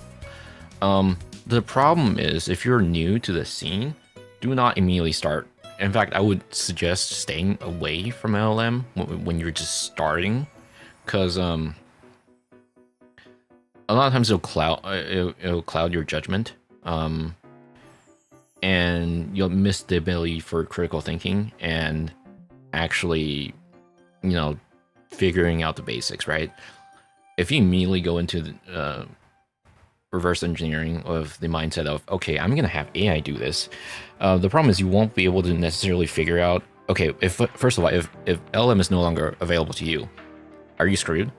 Can you do this on your own? If not, don't immediately start using AI, because that's gonna be problematic. Now, if you're just asking for tips regarding what you can do in a situation from an LLM, I think that's fine. In fact, I think I would say that's not a bad idea for learning new things, right? In fact, I wouldn't say LLM is bad. I would say it often actually gives you new perspective into the samples you might be looking at. However, you must first have the ability for thinking on how to solve this problem yourself without relying on LLM. Can you do this without LLM? Can you, if you're given a new sample, can you solve this on your own, theoretically? If you can, then sure, I think LLM is fine, because you have the ability to verify whether or not what it's saying is true, and you have the ability to do this even without LLM, even if Claude is down. You can still do this on yourself. I think that is also another thing I want to talk about regarding LMs in general these days, is that it kind of kills the critical thinking a little bit, where like instead of actually spending time to figure out the solution yourself, if the first thing you think of is, oh, I'm going to ask AI about this, it starts to you're starting to create an over dependency on that particular tool, and I think that's not necessarily great. I think having the ability to think for yourself is very important. That said, I do use AI. I do use LLM. In fact, I do use them to solve problems for me. It's just I've seen students that are new to the scene. They immediately start using AI to solve the sample, to analyze the sample for them. And I have seen, so basically when we have this yearly boot camp for students and they have to pass an interview, quote unquote interview, more like a challenge. We give them a sample, they have to do a write-up, and if their write-up is like scored well enough, then we let them into boot camp, and it's free. It's subsidized. It's all completely free. You get free to here, have to eat. You get free lunch, you get free courses. You walk out of here with a bunch of free knowledge, on the condition that you can solve these challenges. For last year, actually for this year's boot camp, we saw that 70-80% of these responses, which we got dozens of responses from various students of various degree. We got high schoolers, we got university students, we got other tertiary students. 80% of those were LLM assisted, which is fine. We specifically said, if you use LLM, that's fine, but please do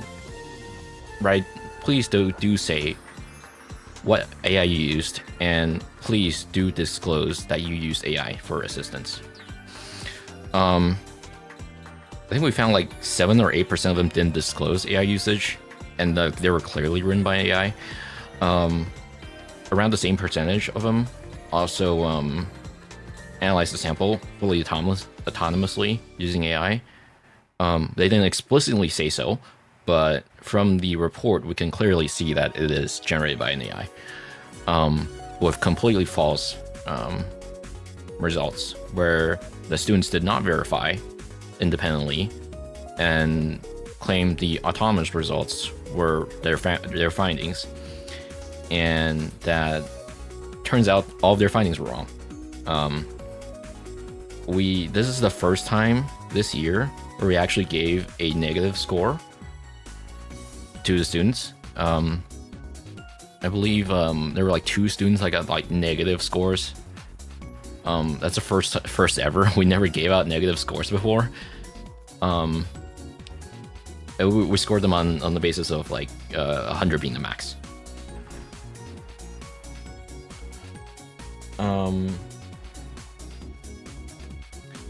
And in other cases where we did see, I think we did see some good LM usage out of it directly as well, where we saw that there were students, they're like, hey, I did not know this before until AI pointed it out. And I thought it was great, because the thing with LM assistants is that they'll actually sometimes give you new perspective on the samples you're looking at. It might find something you didn't know before, and I think that's great. Assuming what it's saying is true, and you have the ability to verify that what it's saying is true, and that is actually a substantial point that you think could be interesting or unique to this malware. Specifically for that sample, I think we gave them a sample that used FMV hashing for the API for the malware. Whereas, instead of calling the API directly, they walk through the NT-DLL or kernel 32 DLL, walk through the exports, calculate the name hashes, then find the relevant hashes, and then call that instead. And some of the replies that we got, some of the responses, write-ups that we got, they were like, hey, Gemini pointed out that this might be using FMV 1A. And then I looked it up, and what's saying is actually true. I did not know this before, was basically what they wrote down in the write-up. And I think that's great. That's a good use of AI, I would say. Overall, what I'm trying to say is, I think if you use LLM as an assistance of your write-ups, as long as you can verify that yourself, I think that's an amazing use of the tool. What's not amazing is when you use it to generate the entire report for you, and that you could not verify what it's saying is true or not, or whether or not some aspects of this is hallucinated. In which case, we did see some AI hallucinated results from these reports. And as nice as AI is, as nice as LLM is, it still does hallucinate. Opus extended, whatever, 4.6. I've seen it hallucinate just the other day. Actually, not the other day, yesterday. I was asking it for a piece of information, and then it hallucinated a completely fabricated thing for me. I was just like, "Ooh, where did you get that information from?" And then I asked it again, and I was like, "Oh, oops, that information actually does not exist. Oops, I made that up." So yeah, I think, that's basically my point on LM. Like, if you can verify what it says, awesome. If you can't, don't use it early on when you're still learning. Try to figure things out yourself. And if you really can't figure something out, okay, fine. Use AI, or actually preferably ask some other person that might know better than you. Ask for their opinion. But if you absolutely have to ask AI, that's fine. But just double check what it's saying.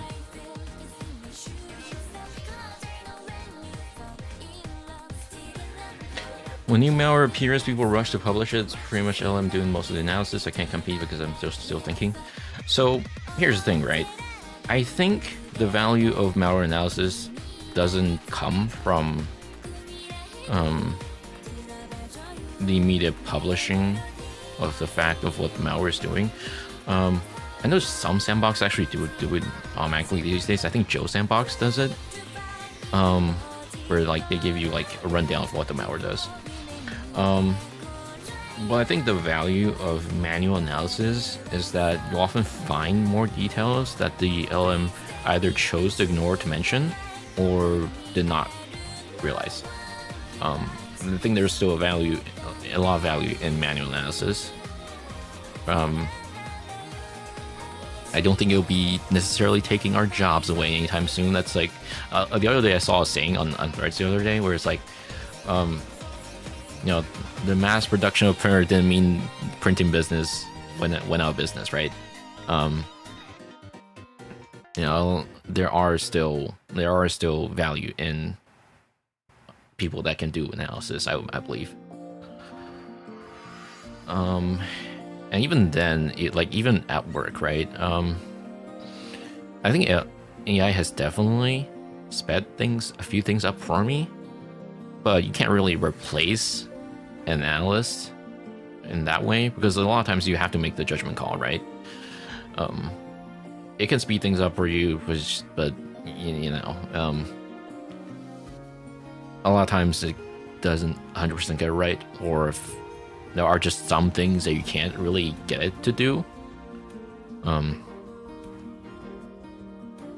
think it's also important to mention that if you are an analyst, I don't know how many of you are actually analysts at work, but if you're actually doing research with LM, I think it's also important that you have to keep in mind of TLP, because especially if your LM is like online,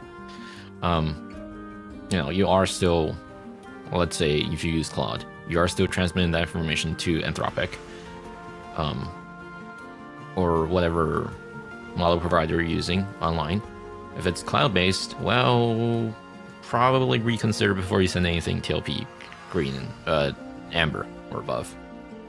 Like, clearly you can't just like I think you have to draw a line at some point between convenience and you know, the confidentiality of things. I have started using more local models more frequently.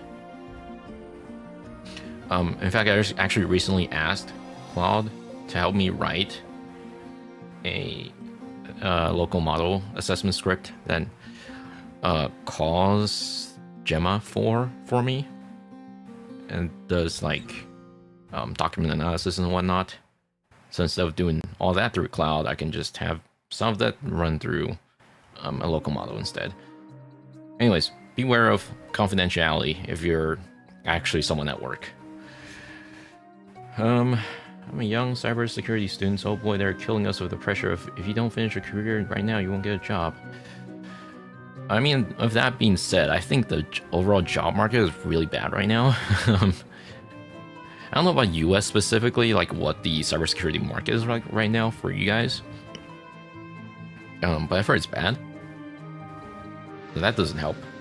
Like in general, not just cybersecurity. I've heard job market is like horrible right now. Now for us specifically, we've been looking for hires for like multiple years now. We're still struggling to find actual good candidates. Now that being said, I'm sure a lot of them has gone to other better paying places. That's also another thing.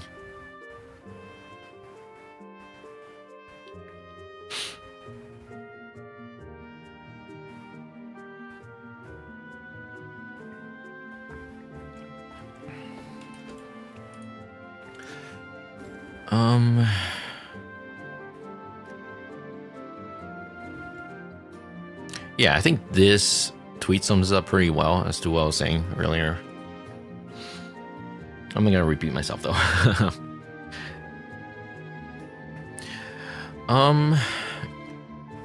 But yeah, if you have any questions, in general, like not specifically at referring to me or like this specific stream, if you have any questions, ask anyone that you know that is probably well known enough in that particular piece of knowledge, and then you know, take that into consideration.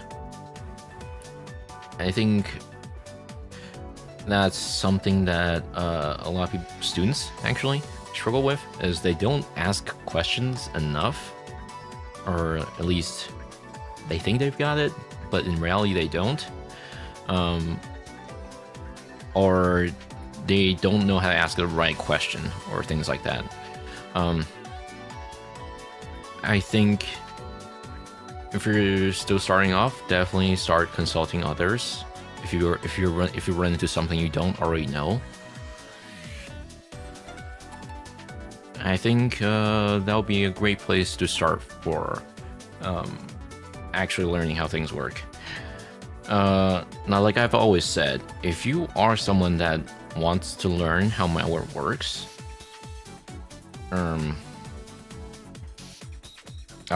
like I said, just set up a sandbox, start doing analysis yourself. Now, don't immediately start off with like hardcore ones, like ones where it's like, oh, it's packed with VM Protect and it's actually a bunch of CFFs or whatever. Any resource you would recommend or to learn or discover assembly basics? The thing is, I feel like if you know English enough, assembly is not really that hard to read, right? Because like, if you look at these instructions, right? It's like, well, you know what push is? It pushes the value onto the stack. Sub is like subtract. Move is like moving one value to another. Compare. JG is like great. Jump if greater than. I was like, well, if you know English, I feel like you can read most of these enough. So like, I don't necessarily have a place where you can learn more about assembly. I think it's more so to just actually start trying and then start figuring things out. With that being said, if you still struggle reading this, that's fine. If you're using IDA, there's auto comments, which tells you what each of the instructions does. Although if some of them it's like add as well, add. Well, thanks.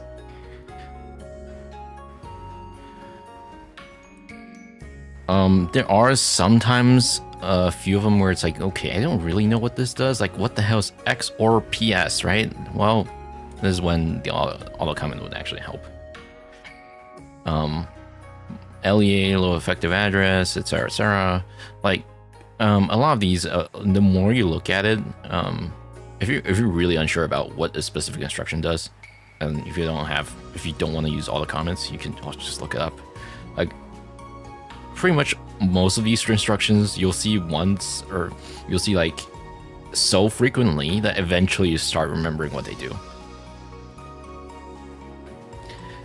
Had this saved about the malware. How they not avoid being discovered? I mean, how was it poorly obfuscated? You mentioned earlier that I connected to censored methinks to avoid detection. So the thing is, threat detection is very difficult. I think a lot of people give blue teams a lot of slack, especially the red teamers. They'll think, oh, well, I'll just do this to avoid detection.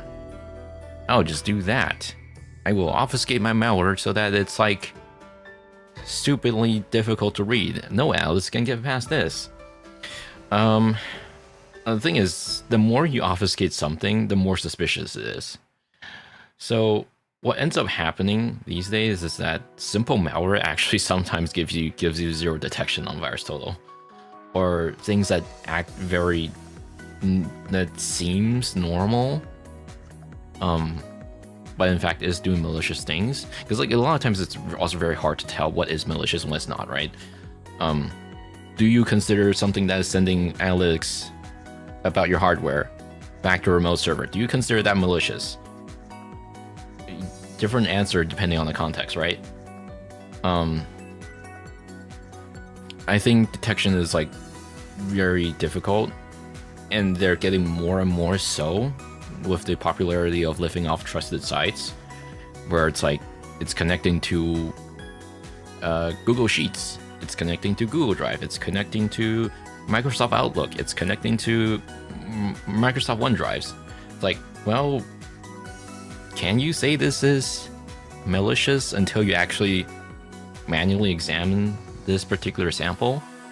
Well, nah, hard to say.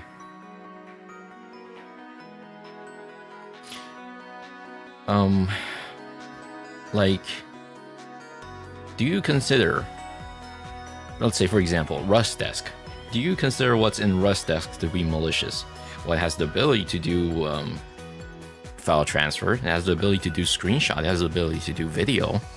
It's connecting to a remote server. Well, do you consider that malicious? Well, no, because it's a legitimate remote desktop software. And it's like, well, and also another problem is that it's also buried with a bunch of different libraries in there. Like, detection is not always easy. Let's say if something actually does use Rust Desk as part of its framework, right? Like for example, Beavertail eventually deploys Invisible Ferret, and Invisible Ferret has the ability to install AnyDesk, right? Do you consider AnyDesk as part of that infection chain? Right? Is that considered malware? Yeah, hacking tool, I guess, at best.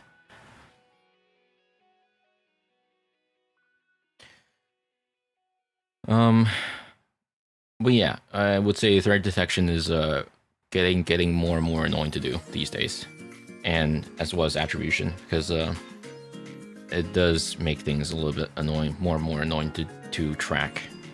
Like for example, things that live off of Cloudflare infrastructures. There's only so much information you can pivot off of when the domain is like connected to Cloudflare, or if it's hosted on the Cloudflare page and you don't know who the owner is, etc., etc.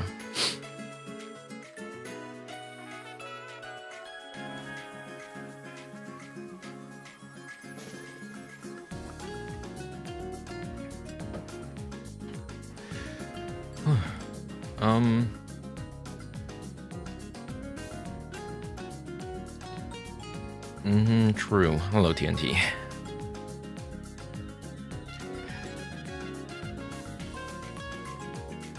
I think a lot of people give, sorry, this is a bit on, ow, unrelated, ow. I think a lot of people give Windows a lot of flack these days. I don't actually have much of a problem with Windows these days. I think it's also partially because I know Windows well enough to figure out what's wrong. I'm just like, well, I know how to solve this. So I think a lot of times if I run into issues, it's just like, oh, it's probably my fault actually.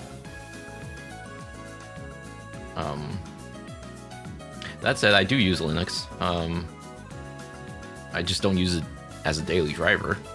Like I've been maining Arch for like 6-7 years on my laptop. Whenever Endeavor OS started coming out, I started using that a lot. A long while ago. I've been using Arch for a long while on my laptop. I actually started using Arch on other systems as well. I still use Ubuntu every now and then though. But I feel like I've run into a lot of issues on Linux as well.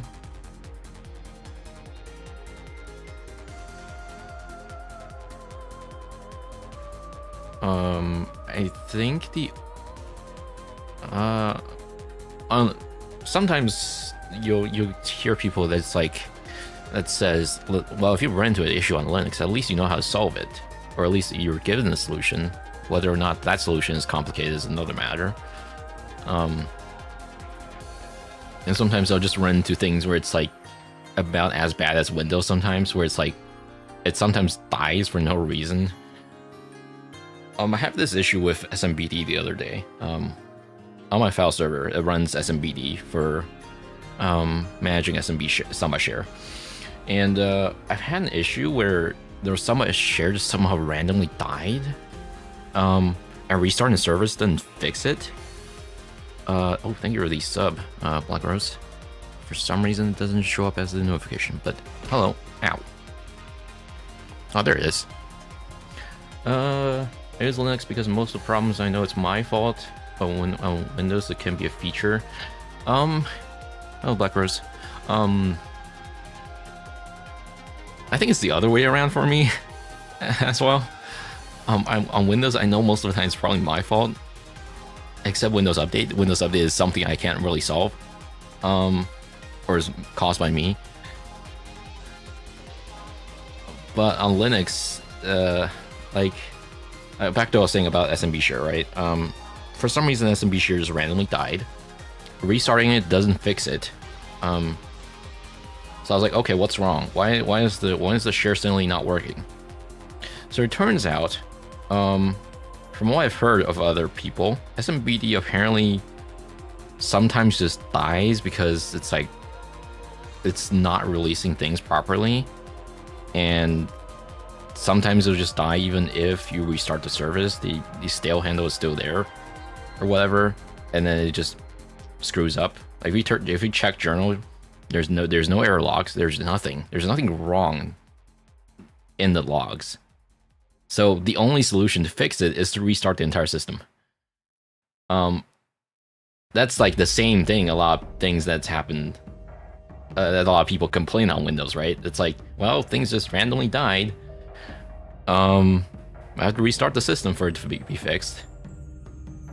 And like, I run into that on Linux as well. So it's like, well, is one really better than the other? Because like, I run into issues on no matter what system I use. So, Recent problem I had with Windows was BitLocker. The turn it via the simple menu. BitLocker was set to restart. No drive to check when BitLocker was popping like one frame. I have no idea what you're talking about, but I assume it's for most people, I think you should probably not have BitLocker on. I don't. Yeah, this is another thing I'm not sure if I agree with. When Microsoft doing is turning on BitLocker by default. For me, I've always had BitLocker on since like Windows 8 or something. But that's also because I know what I'm doing. I think for most people, I don't think BitLocker makes any sense on a consumer machine. That's also why it was included only on Pro and above. It wasn't included on Home. That's something I don't agree with regarding that being used on my to being a default now on Windows 11. But like, I ran into more Windows problems with Arch than Windows. At the end, I had tools to solve them and learn in the process. It's, I would say Arch has been relatively fine for me. It's just, you know, the occasional oops. I've had this issue once when I was in Osaka. I was out and about on my vacation. I was in Japan. I was at a hotel, and like I said, my laptop uses Arch, and I was running update. You know, just another typical day on Arch. You're bored, you run update, and while it was running the update, Plasma froze, and it brought down the entire graphical interface. It kicked me back to TTY. And what I didn't know was that the update was in the middle of rebuilding the kernel image. So when I rebooted after that, I had no kernel. I did not bring any flash drive with me. I was almost out of laptop to use that day. Rebooted with no kernel, that means I can't get into Linux. I can't get into the system. And what also didn't help was that I had system deboot with Lux enabled. So like, you know, couldn't really do anything. I didn't have a flash drive with me, and it was like 11 p.m. or something. I can't just go out and buy a flash drive. And that was that one time when I didn't bring my flash drives with me. I usually did have, I had the habit of bringing a bunch of flash drives with me, but I didn't at that time. So I was like, okay, fuck. Am I out of laptop to use this vacation? Am I screwed? Thankfully, on Android, you could get something called Edgedroid, which is basically Etcher, but for Android. And I didn't have a flash drive, but you know what I did have? An SD card. So I plugged my micro SD card through a card reader that I had, and somehow, I didn't even know this was possible. I didn't know you could just write to a flash. I didn't know you could write a Linux boot drive without root, because back in the earlier days, I thought only rooted devices can write partition data to a flash drive. But no, it turns out Edgedroid can do that, specifically for Linux images. So I wrote to that SD card, and then plugged it into my laptop, and that worked. So I was able to boot into the live image, and then the chroot, and then rerun the update, reinstall the kernel, rebooted, everything's back to normal again. Whoa. But like, my point is, I did have issues with Linux. And that did fuck me up before. Granted, it's not something that happens every day, but what I'm saying is both Windows and Linux, I've both run into issues a lot. Neither of them is perfect. And on Windows, I think I'm more familiar with the system where I can just solve them on my own.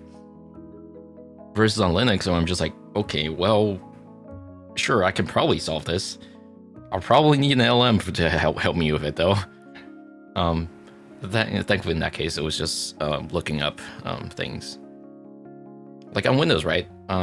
Let's say if I somehow broke my boot manager, I know how to fix it. I can just boot into a environment, WinRE environment, do a BCD rebuild, do a boot record rebuild. I can nuke the entire BCD and rebuild it. I know how to do that, and yeah, problem fixed. I know how to fix most boot issues on Windows. Every morning I had a different issue and to fix them. It taught me a lot about computers by reading ArchWiki. Yeah, thankfully ArchWiki is pretty decent these days. At the end I got grub error. It was disgusting, very frustrating. I hate grub. I still know how. I still know a lot of things about grub. Thankfully these days I've just switched to system deboot. I think that's generally a lot more preferable. Like I know how to fix things there, as opposed to reading the ancient document that is grub. If I have issues with grub, well, shit. I've had that, actually still run into that issues with that because my file server at home, it's running Ubuntu and it still uses grub. And it doesn't have secure root, etc. because it's like a very old system. Really annoying to fix. Had to switch because of my job. I do. The thing is, like a lot of things I do these days, I can't really just switch to Linux and expect everything to work. A lot of people are like, "Wow, you're a security researcher. Why are you using Windows?"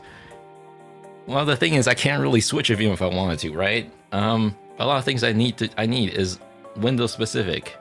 I can't just be like, okay, I'm gonna switch to. Like a lot of people, when you ask them, when they hear that you're a security researcher, people that aren't in the field, but they know a lot, they think they don't know a lot about security, will be like, wow, why aren't you using Tails as your daily driver? Are you listening to yourself right now? Like, no one has said that, but people have suggested me to switch to other security-centric distros before, or I'm just like, that's not possible, my dude. I can't just like, even if I do daily drive-in on another system, well, I'm gonna run into, there are just things that I can't do on there. Like, for example, I don't use Office suites that often these days, but when I do, Office is like a huge mess over on Linux right now. You know, LibreOffice, OnlyOffice, you know, those organizations all ran into issues in recent weeks. I'm not sure if you guys heard. LibreOffice had, I think they had issues with the, I forgot which was it. I think they had issue with the document foundation, the TDS or whatever. This was like last week news, I believe. And there was OnlyOffice, which is Russian-based, and they're currently arguing with Nextcloud and EuroOffice over licensing, because OnlyOffice uses AGPL, and they also added stuff on top of the AGPL license, and currently they're having arguments over it. So like it's a whole mess over there. But regardless of that, if we just talk software suites for a little bit, LibreOffice was a bit of a mess, UI-wise, user experience-wise. Especially if you are used to some of the more advanced features over on Microsoft Office. You know, for example, if I save a document, let's say Excel spreadsheet, move that over to LibreOffice, I open it, 80% of my formatting is gone. If I save it on top of it, or if I bring it back to Microsoft Office, well, that's good luck. Most of the things you did 2 sessions ago are gone. And if you use OnlyOffice, which is I think the most compatible with like in terms of UI and user experience. And it's like, well, it's better, but not at the same time, because only Office. I really don't like the UI UX. Somehow worse than LibreOffice sometimes. It's like, oh, dude, I want to work on documents, not having to wrangle with the software. Yeah. I'm rambling. I use Linux. I use Windows. I think the ideal solution is for you to just use both. For different things. There's no like one solution is better than the other. I think Linux is great. I think Linux is very usable, but I don't think it's for everyone. And I don't think it's quite there yet. We're very good these days in terms of, you know, for like average user gaming on Linux, etc., etc. But like it's always that, oh, this is gonna be the year for Linux, when it's like 80% there, but the next year it's still like, well, it's still 80% because new issues popped up, old issues fixed. More things to worry about though. It's like, yeah.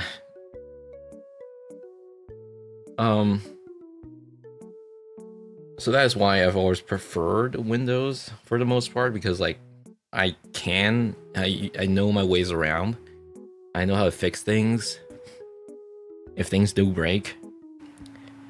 There are only a handful of times where it's like, okay, this is something I really can't fix myself, because this is actually Microsoft's fault this time.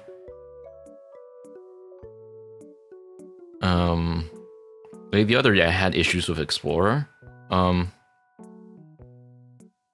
But it turns out it was just Windows search, which is garbage anyways. So I just turned it off and issues fixed. I'm sure on Linux I'll run into similar issues where it's like, okay, well, shoot, I gotta solve this. Oh, this is really better than Windows then, in some aspects, of course. Anyways, I'll be right back. I need a restroom break.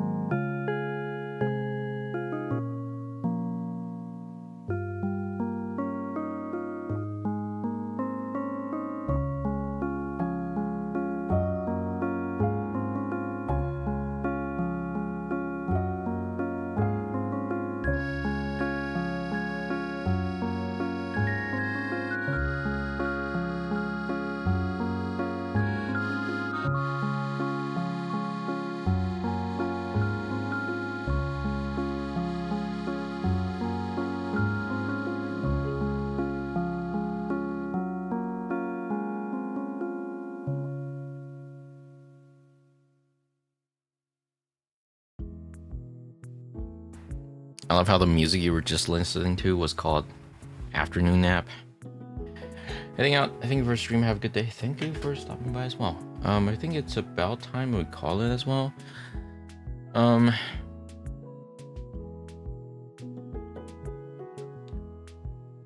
It's like boring but reliable like Windows. Well, I wouldn't say it's reliable. Windows is like 80% fine.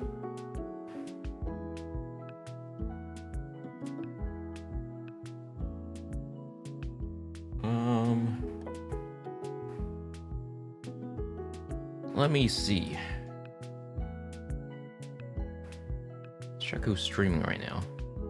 I hate them whenever I'm streaming.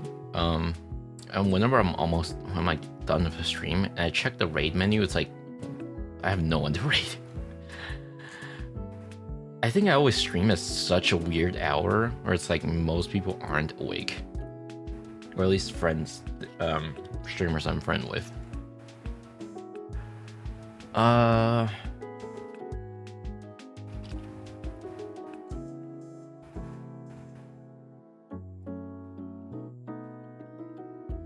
Actually, fuck who's streaming.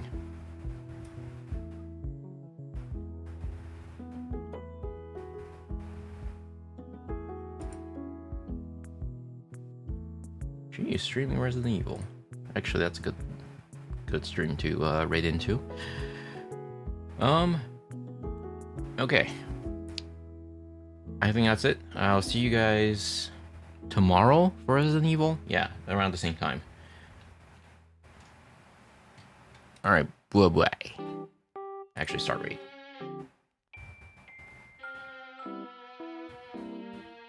Okay, now I can actually say bye-bye. 12 viewers. Alright, bye-bye. Thank you guys for stopping by again.